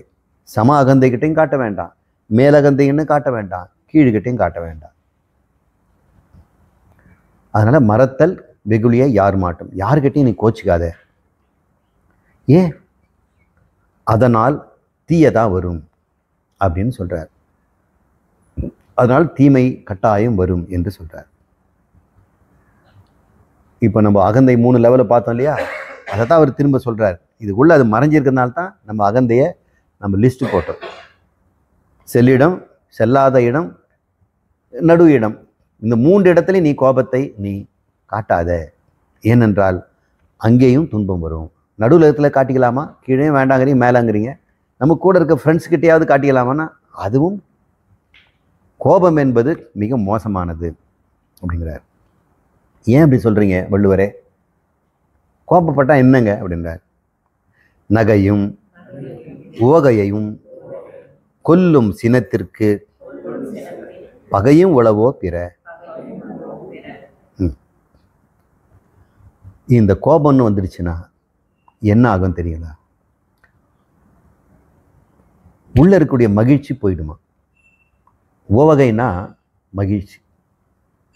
ஒருத்தன் கோபத்தில் இருக்க மகிழ்ச்சியே இல்லையே. வெளியே தெரியறது சிரிப்பு, அது பேர் நகை. உள்ள மகிழ்ச்சி இருந்தால் வெளியே எப்படி இருக்கும்? சிரிப்பு வரும். உள்ள மகிழ்ச்சி இல்லைன்னா வெளியே புன்முறுவல் வராது, சிரிப்பு வராது. இந்த கோபம் உள்ளே இருந்தால் வெளியே சிரிப்பு வராது, உள்ள மகிழ்ச்சியும் இருக்காது. கோபத்தை விட்டுடுங்க. எல்லாரும் வேண்டுவது புன்சிரிப்பு. உங்கள் விடியா மூஞ்சியம் கோப மூஞ்சியம் பார்க்குறது யாருக்கு தான் பிடிக்கும்? நீங்களே கண்ணாடி பாருங்கள், உங்களுக்கே பிடிக்காது. கண்ணாடியை உடைச்சிடுவாங்க. தன் முகத்தை சகிக்க முடியாமல் கண்ணாடி உடைக்கிறோம் நான் பார்த்துருக்கிறேன். நகையும் உவகையையும் கொல்லும் சினம், அதை கொல்றது. அதனால் இதை விட உனக்கு பகைவன் யாராவது இருக்கிறாங்களா அப்படின்னு கேட்குறாங்க. இந்த கோபம் என்கிற உணர்வு ஒருத்தருக்குள்ளே வந்துடுச்சுன்னு வைங்க. இந்த கோபத்தை சில சமயம் தெரியாமல் கற்றுக்குறோம். சில குழந்தைங்களை கற்றுக்குறாங்க. என்ன கற்றுக்குறாங்கன்னா, கோயிச்சிட்டா ஜெயிச்சிடலாம் அப்படின்னு ஒரு தப்பான கற்றுக்குறாங்க. இது கற்றல்னு சொன்னேன். அதில் பார்த்தீங்கன்னா கீழே கற்றல், தவறான கற்றல். சின்ன குழந்தையிலேயே நம்ம கோச்சிக்கிட்டோம்னா எதையும் ஜெயிச்சிடலாம், அம்மா அப்பா கொடுத்துருவாங்க. அந்த பிடிவாதம் கோபம் ரெண்டுமே அது ஒன்று நினச்சிக்குது. அதனால் கோச்சிக்கிறது எதுக்காக இருந்தாலும். இப்போ ஃப்ரெண்ட்ஸுக்கிட்ட ஏதாவது சாதிக்கணும்னா கோச்சிக்கிறது. அப்புறம் கெஞ்சுவாங்க, ப்ளீஸ் ப்ளீஸ் ஃபீல் அப்படின்னு. அப்புறம் ரப்பர் கொடுப்பாங்க, ரிப்பன் கொடுப்பாங்க. அப்புறம் பையிலேருந்து ஏதாவது எடுத்து கொடுப்பாங்க, சாப்பிட்ற பொருளை டிஃபன் பாக்ஸ் திறந்து எடுத்து கொடுப்பாங்க. இப்போ கோபம் ஒரு நல்ல ஒரு லாபகரமான சாதனம்னு சில பேர் தப்பாக நினச்சிக்கிறாங்க. அதனால் அவங்க வாழ்க்கையில் முழுக்க கோபமாக இருக்கு. இந்த கோபம் உள்ளுக்குள்ள நிறைவின்மையிலேருந்து வருது. இந்த நிறைவில்லாத மனசு என்னத்தையும் கோபத்திலே இருக்கு. இந்த கோபம் உள்ளே இருக்கிறதுனால சில சமயம் நமக்கு பிடிக்க மாட்டேங்குது. நமக்கு பிடிக்க மாட்டேங்குது. எதையும் செய்ய பிடிக்கல, பார்க்க பிடிக்கல, டிவி பார்த்தா பிடிக்கல. யாராவது ஃப்ரெண்ட்ஸுங்க வீட்டுக்கு வந்துட்டோம்னா எப்போ போவாங்கன்னு இருக்குது. சொந்தக்காரங்க வந்துட்டால் பிடிக்கவே மாட்டேங்குது. சாப்பாடு சமைப்பாங்க, பிடிக்க மாட்டேங்குது. எப்போ பார்த்தாலும் இதுதானே நேற்று இல்லையே நீ தானே செய்திருக்கிறேன்னு ஏதாவது காரணம் சொல்லி அது கோச்சிக்குவாங்க. இந்த கோபம் தன்னிடம் இருக்கும்போது தனக்குத்தானே பிடிக்க மாட்டேங்குது, மற்றவங்களே பிடிக்க மாட்டேங்குது. இது என்னங்க வாழ்க்கை? இப்போ கோபத்தை விட ஒரு பகைவன் உனக்கு இருக்குதா? உன்னையே உனக்கு பிடிக்காதபடி பண்ணக்கூடிய ஒரு பொருள் கோபம்தான். தன்னை தானே பிடிக்கணும்னு சொல்லிட்டு மை போட்டுக்கிறாங்க, பவுடர் போட்டுக்கிறாங்க, புருவத்தை நேர்த்தி பண்ணிக்கிறாங்க, பூ வச்சுக்கிறாங்க, அழகு வச்சுக்கிறாங்க, கண்ணாடியில் பார்க்குறாங்க, தன்னை தானே பிடிக்குதான்னு பார்ப்பாங்க. என்னங்க நல்லா இருக்குதானே? நல்லா இருக்குங்கம்மா அப்படி. அப்போ அவங்களுக்கு தனக்கு பிடிக்குது. தன்னை ஒருவன் பிடிப்பதற்காக தனக்கு பிடிக்கணுங்கிறதுக்காக என்னெல்லாம் நம்ம பண்ணுறோம். அப்போ எல்லாரும் விரும்புவது என்ன? தனக்கு தான் பிடிக்கணும் தானே. யாராவது ஒருத்தர் நம்மளோட புன்முறுவலோடு பேசலன்னு வச்சுங்களேன், அவங்க மேலே கோபம் வர்றது மட்டும் இல்லாமல் தனக்கு தானே பிடிக்காமல் போய்டு. ஏன் இப்படி இருக்கிறேன்? என்னை யாரும் எனக்கு பிடிக்க மாட்டேங்குது, என்கிட்ட யாரும் பேச மாட்டேங்கிறாங்க, எனக்கு யாரும் உதவி செய்ய மாட்டேங்கிறாங்க. அவங்க மட்டும் கேட்டாக்க ஓடி ஓடி போய் உதவி செய்கிறாங்க. இப்போ நான் வாய் திறந்து கேட்டால் கூட யாரும் எட்டி கூட பார்க்கறதில்ல அப்படின்னு சொல்லிடுறாங்க. அப்போ தன்னையே தான் பிடிக்க மாட்டேங்க, இப்போ மற்றவங்களையும் பிடிக்க மாட்டேங்க. இந்த தனக்கு தான் பிடிக்காதது என்ன ஆகுது? அதிகமாகி தன் மீதே கோபம் உண்டாகும். சில பேர் பிளேடில் அறுத்துக்கிறாங்க, தலையில் அடிச்சுக்கிறாங்க, மாத்திரை மருந்து தேவைக்கு அதிகமாக சாப்பிட்டுக்கிறாங்க. அந்த கோபம் தீர்றதுக்கு ஏதாவது சொன்னால் ஃப்ரிட்ஜில் தின்னுக்கிட்டே இருக்கிறாங்க சில பேர். இந்த கோபம்ங்கிறது தனக்குத்தானே வந்துடுச்சுன்னா பயமும் உண்டாயிடுது. ஏன் இப்படி இருக்கோம்? இந்த கோபத்தினால, இந்த கோபங்கிறது மனநிறைவின்மை. அதனால் கோபத்தை எப்பவுமே என்ன பண்ணணும்? மனநிறைவின்மையில் வைக்கணும். மனநிறைவு வந்துடுச்சுன்னா கோபத்துக்கு எதிர்ப்பகையாக இருக்கக்கூடிய ஆனந்தம் வந்துடும். அது அன்பாயிடும். இந்த கோபம் முற்றி வரும் பொழுது அது மனநோயாக மாறுகிறது. நிறைய பேர் மனநோய்க்கு காரணம் குழந்தையிலேருந்தே அவங்கள யாரோட பேச மாட்டாங்க, பழக மாட்டாங்க, எல்லாம் கல்யாணம் பார்த்து வச்சு சரியாயிடும் அப்படிங்க. இந்த கல்யாண சமயத்தில் ஏதோ ஃப்ரெண்ட்ஸுங்களோட பேசி கொஞ்சம் சந்தோஷமாக இருக்கிற மாதிரி காட்டிக்குவாங்க. ஆனால் முதல் 2 வாரத்தை 3 வாரத்துலேருந்து அந்த மன நிறைவின்மை அவங்களுக்கு வந்துடும். அப்படியே கொஞ்சம் கொஞ்சமாக மன நோயாயிடும். இதை தப்பிக்கிறதுக்கு வழியே இல்லையா, என் கோபத்துக்கு வடிகாலே இல்லையே அப்படின்னு அதை எப்படியா நீக்கிறதுக்கு வழி தெரியாமல் எந்த மனசு கோபம் நிரம்பிடுச்சோ அவங்க அறிவு வேலை செய்யாது, சுத்தமாக வேலை செய்யாது. நிறைய படிச்சிருந்தா கூட மன உணர்வு கோபத்தில் இருந்தால் அது வேலை செய்யாது. தப்பாக தான் புரிஞ்சுக்கும். வாழ்க்கையே உலகத்தையும் பொருளையும் எல்லாம் தப்பாக புரிஞ்சுக்கும். நல்லவங்களை தப்பாக பார்க்கும், தப்பானவங்களை நல்லவன் நினச்சி அவங்களோட பழகும். இதெல்லாம் நம்ம பார்த்துருக்கோம். நண்பனும் பகை போல் தெரியும் அப்படின்னு சொல்லுவாங்க. நீரும் தணல் போல் எரியும், செந்தணலும் நீர் போல் உணரும் அப்படின்னு பாடுறாங்க. இந்த கோபம் உள்ளே வந்துருச்சுன்னா, சந்தேகம் உள்ளே வந்துருச்சுன்னா, பயம் உள்ளே வந்துருச்சுன்னா தன் மீதே தனக்கு வெறுப்பு ஏற்படுகிறது. ஏன்? தான் நிறைவாக இல்லை, நான் உயர்வாக இல்லை, என்னை மதிக்கலை, எனக்கு நீதி கிடைக்கல, எனக்கு பற்றாக்குறை இருக்குது என்றால் தன்னை வெறுக்கிறான். தன் மீது தான் கோபம் திரும்புது. உண்மையிலே வெளியே வர கோபம் எல்லாம் தன் மீது இருக்கின்ற கோபம்தான். இந்த கோபம் சில பேருக்கு மன அழுத்தத்தை கொடுத்து வீட்டுக்குள்ளேயே முடங்கி வச்சிடும். இது பேர் டிப்ரெஷனுங்கிறாங்க. சில பேருக்கு வெகுண்டெழுந்து உலகத்தையே அழிக்கணும் அப்படின்னு கண்டவங்களெல்லாம் அழிக்கிறது. வெடி மருந்து வைக்கலாம், அங்கே வெடிக்க செல்லலாம், அவனை கொன்னுடலாம், இதை செய்யலாம், அப்படி செய்யலாம். இப்போ கோபம் செல்லாத இடத்துலையும் கோபத்தை தன்னிடம் நீக்கிக்கிறதுக்கு ஒரே வழி என்ன செய்யணும்? கோபத்து காரணத்தை அழிச்சிடணும் பார்க்குறேன். கோபத்தை தூண்டுகின்ற ஒரு பொருளை இல்லாமல் பண்ணால் கோபம் வராதுன்னு நினைக்கிறாங்க. தனக்கு கோபம் அழியணும்னா கோபத்தை தூண்டுகின்ற சம்பவம் நடக்கக்கூடாது, கோபத்தை தூண்டுகின்ற நபர் இருக்கக்கூடாது, கோபத்தை தூண்டுகின்ற பொருள் இருக்கக்கூடாது. அதனால் அந்த பொருளை உடைக்கிறாங்க. அந்த ஆளை எப்படியாவது நாசம் பண்ணி அழிக்க தானும் முடிஞ்சால் பண்ணுறாங்க, ஆளை வச்சு பண்ணுறாங்க, சில சூழ்ச்சிகளை செய்து அவங்க வாழ்க்கையில் சரிவு ஏற்படும்படி செய்கிறாங்க. இதெல்லாம் முடியாத போது, கோபம் அழியாத போது தன்னையே அழிச்சுக்கிறாங்க. வினஷதி அப்படிங்கிறார். தற்கொலைகளுக்கெல்லாம் காரணம் என்ன? கோபம்தான். யார் மீது கோபம்? தன் மீது. கோபம் என்ன?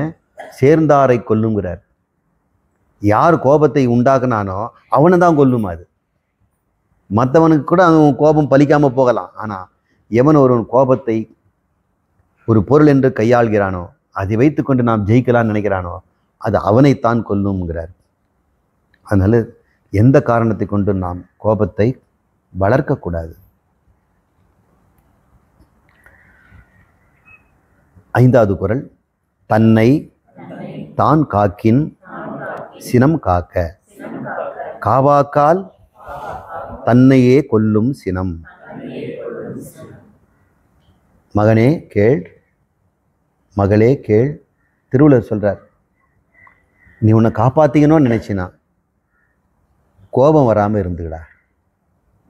இப்போ தான் சொன்னேன், கோபம் மற்றவங்களை அழிக்க முயற்சி பண்ணும். அது முயலாத போது, முடியாத போது தன்னையே அழிச்சிடும். எப்படி நெருப்பு எதை போட்டாலும் அழிச்சிடும், பக்கத்தில் இருக்கிறதெல்லாம் போய் அழிச்சிடும். எதுவுமே அழிக்கிறதுக்கு ஒன்றும் இல்லைன்னு ஆகும், தங்கிட்ட இருக்கிறதெல்லாம் அழித்து தானே மறைஞ்சிடும். கடைசியில் இருக்க சொட்டு குச்சியோ கட்டையோ இருந்தால் கூட அதையே அந்த நெருப்பு அழித்து அதுவும் இல்லாமல் போயிடும். அப்போ நெருப்புக்கும் கோபத்துக்கும் சமமான குணம் இருக்கு. சேர்ந்தாரை கொல்லும். நெருப்பு எதெல்லாம் பட்டுதோ அந்த சேர்ந்ததெல்லாம் கொன்னுடும்.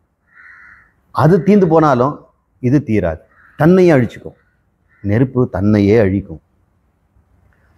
யாராவது ஒருத்தன் நீ நல்லபடியாக காப்பாற்றிக்கணும் ஒன்று நினச்சோம்னா, இந்த வாழ்நாளில் தன்னைத்தான் காக்கின் காக்க விரும்பினால் சினம் காக்க, முதல்ல உங்ககிட்ட குணத்தில் சினம்ங்கிற குணத்தை மட்டும் நீ இல்லாமல் பண்ணிக்க. செல்லிடத்திலும் காட்டாத, செல்லாத இடத்திலும் காட்டாத, அல்லது நடு இடத்திலும் காட்டாத. ஏன்னா அது நகையும் ஓகையும் கெடுக்குது. எனவே காவாக்கால் நீ அப்படி காக்க மறந்துனா நீ தாண்டா அழிஞ்சு போவ. தன்னையே கொல்லும், உன்னையே கொல்லும், நெருப்பு மாதிரி. அடுத்த பாட்டில் அதே உதாரணத்தை சொல்கிறாரு. சினம் என்னும் சேர்ந்தாரை கொல்லி இனம் என்னும் ஏமப்புனையை சுடும். இந்த சினத்துக்கு பேர் கொடுத்துருக்காரு சேர்ந்தாரை கொல்லின்னு. யாரெல்லாம் சேர்ந்தானோ அது கொண்டுடுமா. அப்போ யார் அது? அது நெருப்பு தானே, தீக்குச்சி தானும் அழியுது, வெச்ச பொருளையும் அழிச்சுது. இது என்னங்க இது? தானும் கேட்டு மற்றதையும் கேட்டுற பொருள் தீ இல்லையா? தீ மட்டும் இல்லைப்பா, கோபமும். சினம் என்னும் சேர்ந்தாரை கொல்லி, தீக்குச்சி மாதிரி. எதை சேர்ந்ததோ அதை கொண்டுடும். பாவம், அந்த தீக்குச்சி அம்போன்னு இருந்தது, தலையில் நெருப்பை வச்சுட்டு இருந்தது. அதை பாதுகாப்பாக வச்சுருந்தாக்கா குச்சி ரொம்ப காலத்துக்கு பெட்டிக்குள்ளே ஏறுது. ஆனால் அந்த சினம் பற்றிச்சுன்னா இந்த குச்சியும் போச்சு, அந்த பெட்டியும் போயிடும். சில சமயம் பெட்டியே பற்றி எரிஞ்சிடும். சினம் என்னும் சேர்ந்தாரை கொல்லி இனம் என்னும் ஏமப்புனையை சுடும். புனை அப்படின்னா ஒரு இடத்துல இன்னொரு இடத்துக்கு போகிறது தண்ணி இருந்ததுன்னா ஒரு தெப்பம் எடுத்துகிட்டு போகிறோம் இல்லையா, அது நமக்கு பாதுகாப்பு. அது இருந்தால் தாண்டிடலாம். அப்படிப்பட்ட ஒரு பொருளுக்கு புனைன்னு பேர். ஏமம்னா பாதுகாப்பு. பாதுகாப்பு தருகின்ற அந்த புனையையும் தண்ணீரை கடைப்பதற்கு பயன்படுத்துகின்ற அந்த தொட்டி, அது கப்பல், தோணி, அதையும் அது சுட்டுடும்.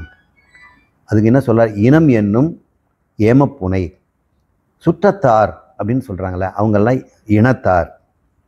தன் இனம்னு சொல்லக்கூடிய மனித இனம், தனக்காக வாழ்கின்ற குழந்தை குட்டிகள், தன்னை நம்பியிருக்கின்ற ஜீவராசிகள், மாடு, கன்று, குட்டிகள், செடி கொடிகள் கூட. இவன் கோவம் வந்துருச்சுன்னா செடி கொடி கூட சித்துரும். அது தண்ணி ஊற்ற மாட்டான், மறந்துடுவான். நாய்க்கு சோறு போட மாட்டான், இவனும் சோறாக மாட்டான். அதை நம்பி இருக்கிற காக்ரோச்சு, எறும்பு, அங்கே இதெல்லாம் கூட பட்னியாக இருக்கும். உங்கள் கோவம் வந்ததுன்னா வீட்டில் இருக்கக்கூடிய பள்ளி கூட உணவு இருக்காது, அந்த வீட்டுக்கு கொசு கூட வராது. ஆமாங்க, அவனை சுற்றி இருக்க ஜனங்க யாரும் கிட்ட போக மாட்டாங்க. ஏங்க அவர்கிட்ட போகிறது இல்லை அந்த தெருவில்ன்னு? அவங்ககிட்ட யார் போவாங்க? அவன் போனவனே பல்லுன்னு நாய் மாதிரி கொதிக்கிறான், முகம் சிரிப்பே இருக்காது, யாரும் போக மாட்டான். ஏன் அந்த வீடு பூட்டியே இருக்குது? உள்ள ஆள் இல்லையான்னு? இருக்கிறாங்க, யாரும் போகிறது கிடையாது, அவர் வெளியும் வர்றது கிடையாது. சுற்றம் என்கின்ற அனைத்தையும் அது எரிச்சிடுமா. யாருக்கிட்ட இந்த சினம் அழியா நீங்காமல் இருக்குது அந்த கோபம், உற்றார் உணர்வுகிட்ட அவங்க விலகி போயிடும். கொஞ்ச நாள் தான் பார்ப்பாங்க, நாளாக நாளாக எல்லாம் போயிடும். தீக்குச்சி எரிஞ்சு தன்னையும் அழித்து மற்றதையும் அழிப்பது போல அவர் சினம் என்னும் சேர்ந்தாரை கொல்லி இனம் என்னும் சுற்றத்தார், அவர்களை தான் ஏமப்புனை. பாதுகாப்பாக இருக்கின்ற ஒரு தோணியையும் கூட அவன் இழந்து விடுவான், அதை சுட்டுடுங்கிறார். சினத்தை பொருள் என்று கொண்டவன் கேடு நிலைத்தரைந்தான் கை பிழையாது அற்று. சொன்ன இல்லையா, எதையும் கோபத்தில் ஜெயிச்சிடலான்னு. நம்ம மிரட்டிட்டு போய் அந்த ஆஃபீஸ் நுழைஞ்சோடனே ஒரே கோபமாக மிரட்டிகிட்டு இருந்தோம்னா நம்ம பிழைச்சிடலாம் சில பேர் நினைக்கிறாங்க. அப்படி தான் பிழைக்கிறான்னு நினைக்கிறாங்க. பொண்டாட்டி அப்படி அடக்கி வச்சு கோவப்பட்டு அடித்து வச்சுருந்தோம்னா பிழைக்கலாம் அப்படின்னு நினைக்கிறாங்க. பிஸ்னஸ் பார்ட்னர்ஸ்கிட்டே கொஞ்சம் மறப்பாக இருந்துக்கிட்டு இருந்தோம்னா அவங்கள நம்ம ஜெயிச்சுக்கிட்டே இருக்கலாம் அப்படின்னு நினைக்கிறாங்க. இந்த சினத்தை நான் வைத்துக்கொண்டு நான் உயிர் வாழ்வேன், நான் பிழைத்து கொள்வேன், நான் அகந்தையை மேலே தூக்கிக்குவேன். என்ன கோவம் வருதுன்னு என்ன அர்த்தம்? மற்ற அகங்கெல்லாம் கீழே இருந்தானே அர்த்தம். எந்த கீழே இருக்கிறாங்க இருந்தாலும் கோவம் வரும். அப்போ மற்றவங்கள மட்டம் தட்டுறதுக்கு உனக்கு ஒரே ஒரு கருவி என்ன? கோபமாக இருக்குது அப்படின்னு நீ நினச்சினா நீ முட்டாள்றா. கோபத்தை பொருள் என்று கொண்டவன், கோபத்தை கொண்டு நான் எல்லாத்தையும் வெற்றிடுவேன், நான் எல்லாம் சமாளிச்சிடுவேன், நான் வெற்றி பெறுவேன்னு நினச்சின்னா உன் கேடு எப்படி இருந்தா, நிலைத்தரைந்தான் கை ஓங்கி ஒரு பாறையில் அடித்தான் அவர்கிட்ட. பாறை என்ன சொல்லும்? ஏன் தம்பி, எனக்கு ஒன்றும் நோகலடா. மாதா கூட சொல்லுவார் தரைய. சில பேர் அடிப்பாங்க, நான் செய்தே தீர்வேன். அந்த கல் சொல்லும், ஏன் தங்க இப்படியே கழுவி கெடுத்துக்கிறேன். நிலத்தரைந்தான் கை பிழையாது அற்று. நிலத்தை ஓங்கி அடித்தவனுக்கு தப்பாமல் கை வலிக்கும், தரைக்கு வலிக்காது. அதனால் நீ கோபத்தை ஒரு பொருள் எடுத்து நான் வெற்றி பெறுவேன், கோபத்தை கொண்டே இந்த உலகத்தை ஜெயிச்சிருவேன்னு நினைக்காதே. அது நடக்காது. 308 இணரெறி தோய்வண்ண இன்னா செய்யினும் புணரின் வெகுளாமை நன்று. இந்த குறள் எனக்கு ரொம்ப மறக்க முடியாத ஒரு குறள். பல காலத்துக்கு முன்னாடி, ஒரு 30 வருஷத்துக்கு முன்னாடி திருவண்ணாமலை மலை ஏறிட்டு இருந்தான். அப்போ ஏறும்போது எனக்கு முன்னாடி இருக்கவங்களாம் மேலே போயிட்டாங்க, எனக்கு பின்னாடி வர்றவங்களாம் நிறைய பேர் இருக்கிறாங்க. நான் தனியாக தான் ஏறினேன். இப்போ மாதிரி பாதை கிடையாது. இப்போ பாறைகளை பிடிச்சி செடி கொடிகளை வச்சுக்கிட்டு தான் போகணும். ஒரு வருஷத்துக்கு ஒரு முறை தான் அது மேலே ஏறுறாங்க. மீதி நாளில் யாரும் அதிகமாக ஏற மாட்டாங்க. கிரிக்கு மேலே போய் தீபம் பார்க்கறதுக்கும் வந்து தான் போவாங்க. அதனால் பாதைன்னு ஒன்றும் கிடையாது. யாராவது வழிகாட்டுறவங்க இருந்தாங்கன்னா அவங்க ஷார்ட்கட்லாம் காட்டுவாங்க. நம்ம மேலே போகும்போது கண்ணு முன்னாடி பாறைகள் தான் தெரியும். இன்னும் திடீர்னு பாறை நிற்குது, எப்படி போகிறது, மேலே ஏறுதுன்னு. அப்புறம் கீழே இறங்கி வந்து வேறு ஒரு வழியில் போகணும். இப்படி பல முறை தப்பாக தான் நம்ம ஏறணும். அப்போ ஒரு பாறைக்குள்ளே பிடிச்சு ஏறும்பொழுது இந்த குறள் எனக்கு ஞாபகம் வந்தது. ஏன் அந்த நேரத்தில் அந்த குறள் வந்தது எனக்கு தெரியல. இன்னும் கூட எனக்கு அந்த புதிர் எனக்கு விடலை. திருக்குறள் திடீர்னு மனசுலேருந்து தோன்றுது. அதுக்கு உண்டான காரணமும் எதுவும் இல்லையே. ஆனால் அந்த திருவண்ணாமலை அப்பன் இதை எனக்கு ஞாபகப்படுத்தினார். உனக்கு வெற்றிக்கு இது ஒன்று தான் வழின்னு. இணரேறி தோய்வன்ன இன்னா செய்யணும். உனக்கு இணரேறி தோய்வு. இணர் எரின்னா நல்லா சுட்டு பொசுக்கிறாங்க பார்த்தீங்களா, ஊதுவத்தியில் கூட நம்ம சூடு வைக்கலாம். பழுக்க காய்ச்சின ஒரு இரும்பு எடுத்து நல்லா அதை வச்சோம்னா எப்படி இருக்கும், அது பேர் இணரெறி தோய்வன்ன. அப்படி ஒருத்தன் துன்பம் கொடுத்தாலும் கூட உனக்கு எப்படி துன்பம் தரான், நல்ல பழுக்க காய்ச்சிய இரும்பை கொண்டு வந்து பாலமாக உனக்கு வச்சாலும் கூட இணரெறி தோய்வன்னா, எரிதல்னா எப்படின்னா இணர் எரி, செவன்னு இருக்கிறது பேர் இணர் எரி. அப்படிப்பட்ட ஒரு நெருப்பை கொண்டு வந்து உன்னை சுட்டாலும், இன்னா செய்தாலும், தப்பு செய்தால் கூட முடிந்தால் புணரின், முடிந்தால் கோபப்படாமல் இரு. இணரின் புணரின் வெகுளாமை நன்று. புணர்னா அது ஒரு கூடாத, முடிந்த வரைக்கும் கோபத்திலேருந்து விடுபட்டுக்க, கோபத்தோட சேராதங்கிறார். வெகுளாமை நன்றுங்கிறார். கோபப்படாமல் இருக்கிறது நல்லது. எப்படி இப்போ இந்த நிலையில்னு சொல்கிறாரு, சூட்டுக்கோல் வச்சு சூடு போட்டால் கூட கோபப்படக்கூடாதுங்கிறார். அப்போ கோபத்தை விடுறது சும்மா சாதாரணமாக சொல்லலை. இப்போ கோபத்தை ரொம்ப மோசமான ஒரு தீக்கு உதாரணமாக சொன்னார். சுற்றத்தாரை எரிச்சணுங்கிறார். உன்னை எரிச்சணும்னு நான் வேறு சொன்னேன். முதல்ல சுற்றத்தாரை எரிக்கும், அவங்களெல்லாம் எரிக்க முடியலன்னா கடைசியில் நீ எரிஞ்சு போயிடுவேன். நிறைய பேருக்கு பிளட் ப்ரெஷர் வர்றதுக்கெல்லாம் காரணமே கோபம் தாங்க. கோபம் வந்துடுச்சுன்னு வைங்கிறேன், டென்ஷன் ஆயிடுறாங்க. உள்ளுக்குள்ளே வந்துடுச்சுன்னா வேலையை அவங்களாம் ஒழுங்காக செய்ய முடியாது. பொருளை தான் தட்டி விழுந்துடும். ஸ்பூன் எடுப்பாங்க, சர்க்கரை கீழே கட்டும். சர்க்கரை கீழே கட்டினா குனியும் போது பால் விழுந்துடும். பாலை துடைக்கலான்னு போகும்போது பார்த்தா கேஸ் பற்றி எரிஞ்சிட்டு. எல்லாம் கோபத்தில் ஒரு நிறைவின்மையிலேருந்து வந்துட்டு இருக்கு. அவர் சொல்கிறாரு, கோபத்தெல்லாம் விட்டால் என்ன ஆகும்? பொய்யாமொழி புலவரே, நான் இவ்வளோ சொல்லிட்டீங்க, ஏதாவது பாசிட்டிவாக சொல்லுங்களே ஐயா, என்னை பயமுறுத்திட்டீங்களே அப்படின்னு. சொல்கிறேன் கேள். உள்ளியதெல்லாம் உடன் எய்தும் உள்ளத்தால் உள்ளான் வெகுளி எனின். உள்ளத்தால் உள்ளான், உள்ளான்னா நினைத்து பார்த்தல். உள்ளத்தால் மனசில் கோபத்தை நினைத்தும் பார்க்காதேங்கிறார். நினைச்சு கூட பார்க்கக்கூடாதான், கற்பனையோட பார்க்காதரா. உள்ளத்தால் உள்ளான் வெகுளியனின். உள்ளான்னா நினைத்து பார்க்காவிட்டால், உள்ளத்தால்னா மனதில், மனதோடு கோபம் நினைத்தாலும் பாவம். மெய்யான அன்பே தெய்வீகமாகும், நல்ல பேரை வாங்க வேண்டும் பிள்ளைகளே அப்படின்னு ஒரு பாட்டு. மனதோடு கோபம் வளர்த்தாலும் பாபம். வெளியே காட்டினா கூட இல்லை, நீ மனசுக்குள்ள கோபம் வச்சா இருந்தா கூட அது பெரிய பாவங்கிறார். நீ இந்த பிறவியில் இருந்தாவிட்டாலும் அடுத்த பிறவிக்கு நல்லதும் கிடைக்காதான். ஏன்னா கோபங்கிறது ஒரு பெரிய பாவங்கிறார். நான் யாரையும் ஒன்றும் செய்யலை சார், மனசுக்குள்ள தான் கோபம் இருந்து, நீ வெளியே செய்திருந்தா கூட அது பெரிய பிரச்சனை இல்லை, அது பாவமே கிடையாது, அது இயல்பு. மனுஷன் கோச்சிக்கிறான், அடிச்சுட்டான், பேசிட்டான், ஆனால் உள்ளுக்குள்ளே வச்சிருக்கிற பத்தியா அது உன் மனதை பெரிய பாவங்கிறாருங்க. பாப யோனின்னா என்ன? கீழான பிறவியை கொடுத்துரும், நரகத்தில் தள்ளும், ஆபத்தானதுங்க கோபம். அதனால் மனதோடு கோபம் நினைத்தாலும் பாபம், பாபங்கிறார். அதனால சொல்றாரு, உள்ளத்தால் உள்ளான் வெகினின். மனசால கூட நீ கோபம் வரலன்னா என்ன கிடைக்குங்கிற? உள்ளியதெல்லாம் உடனே இது, நீ நினைச்சதெல்லாம் நடக்குங்கிறார். நினைச்சதெல்லாம் நடக்குங்கிறார். கோபம் தான் நீ நினைச்சதெல்லாம் அடை விடாமல் தடுக்குது. சின்ன சின்ன வேலை செய்ய கூட உன்னை தடுக்குது. ஒருத்தரை நட்புன்னு நினச்சிட்டு போகிறான், அன்னைக்கு செய்த கோபத்தினால நீங்கள் நட்பு இன்னைக்கு போய் உதவி போனோம்னா அவங்க செய்வாங்களா? செய்ய மாட்டாங்க. ஏம பூனையை சுடுங்கிறாரு. உங்களுக்கு சுற்றத்தாரெல்லாம் எரிச்சிட்டியே, நீ எங்கே போவ?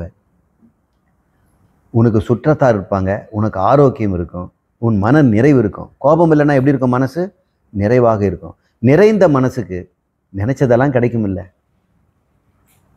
நிறைந்த மனசுக்கு நினைச்சதெல்லாம் கிடைக்கும். முதல்ல நினைக்குமான்னு பாருங்க. நிறைஞ்ச மனசு எதை நினைக்கும்? அதனால சொல்றாரு, தைரியமா சொல்றாரு, இன்னும் மன நிறைவு வந்துடும், அதனால நினைச்சதெல்லாம் கிடைக்குங்கிறாரு. வள்ளுவர்கிட்ட போய் நம்ம சண்டை போட முடியாது. ஏங்க நீங்க சொன்னீங்க, கோபம் இல்லைன்னா மன நிறைவுன்னு அர்த்தம்யா, மன நிறைவு இல்லைன்னு அர்த்தம். பத்தியா கோபத்துக்கு வந்துருக்குற, என் மேலே கோச்சிட்டு வர. உன் கோபம் நான் அழியல. இப்போ கோபம் போயிடுச்சுன்னா என்ன ஆகும்? நினைத்ததெல்லாம் நடக்கும். உள்ளியதெல்லாம், உள்ளத்தால் உள்ளியதெல்லாம் உடன் எய்தும். லேட்டாக கூட கிடையாதான், உடன் எய்தும். அதுக்கு உள்ள அர்த்தம் என்ன தெரியுங்களா? நீ உள்ள மாட்டாய், நிறைவாக இருப்பாய்ன்னு அர்த்தம். கடைசி பாட்டு, இறந்தார் இறந்தர் அணையர், தார் இடந்தார் அணையர், சினத்தை துறந்தார் துறந்தார் துணை.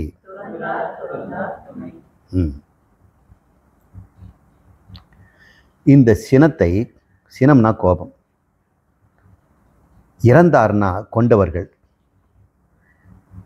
சினத்தை கொண்டவர்கள் இறந்தார் அணையர், செத்தவன் அர்த்தம்.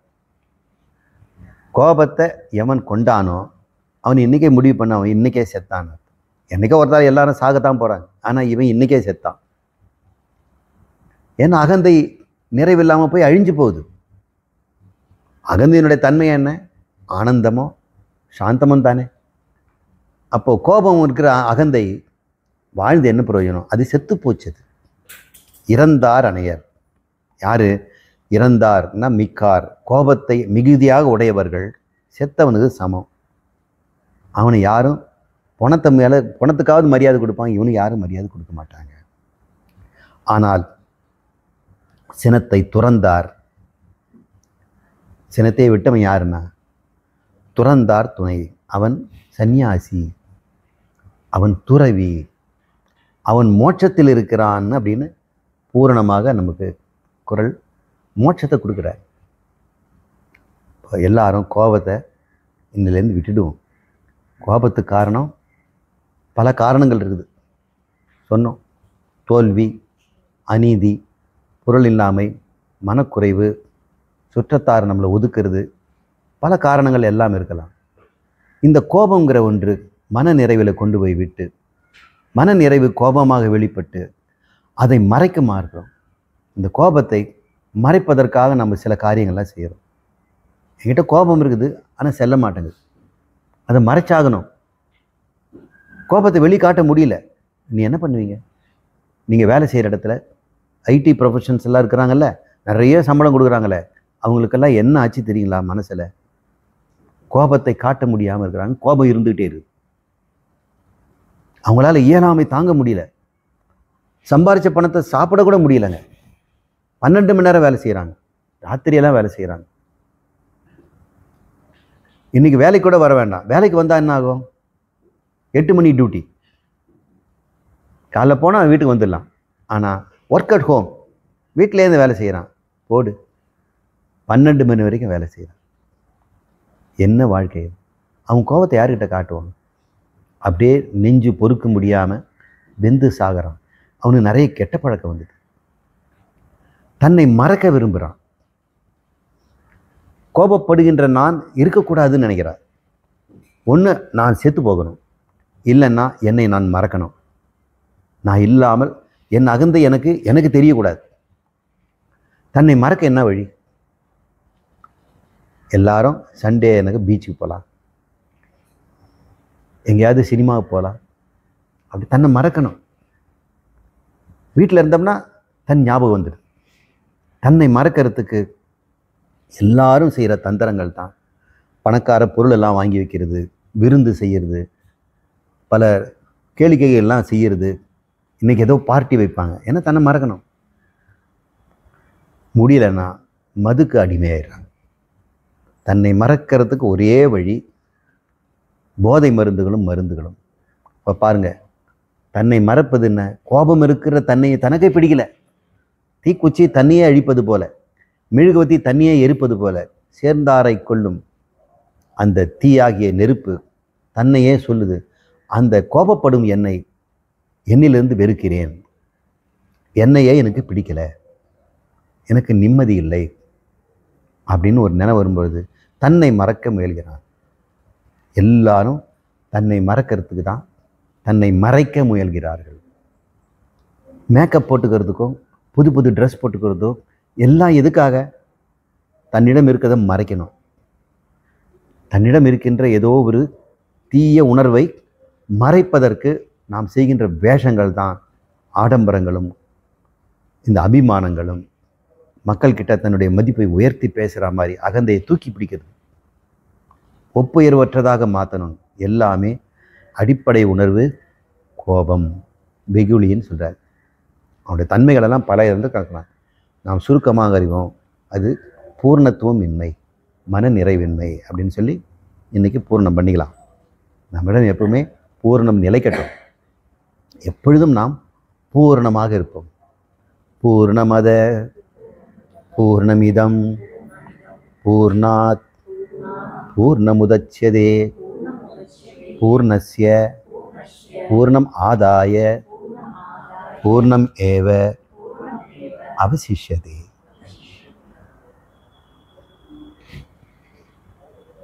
ஓம் சாந்தி சாந்தி சாந்தி.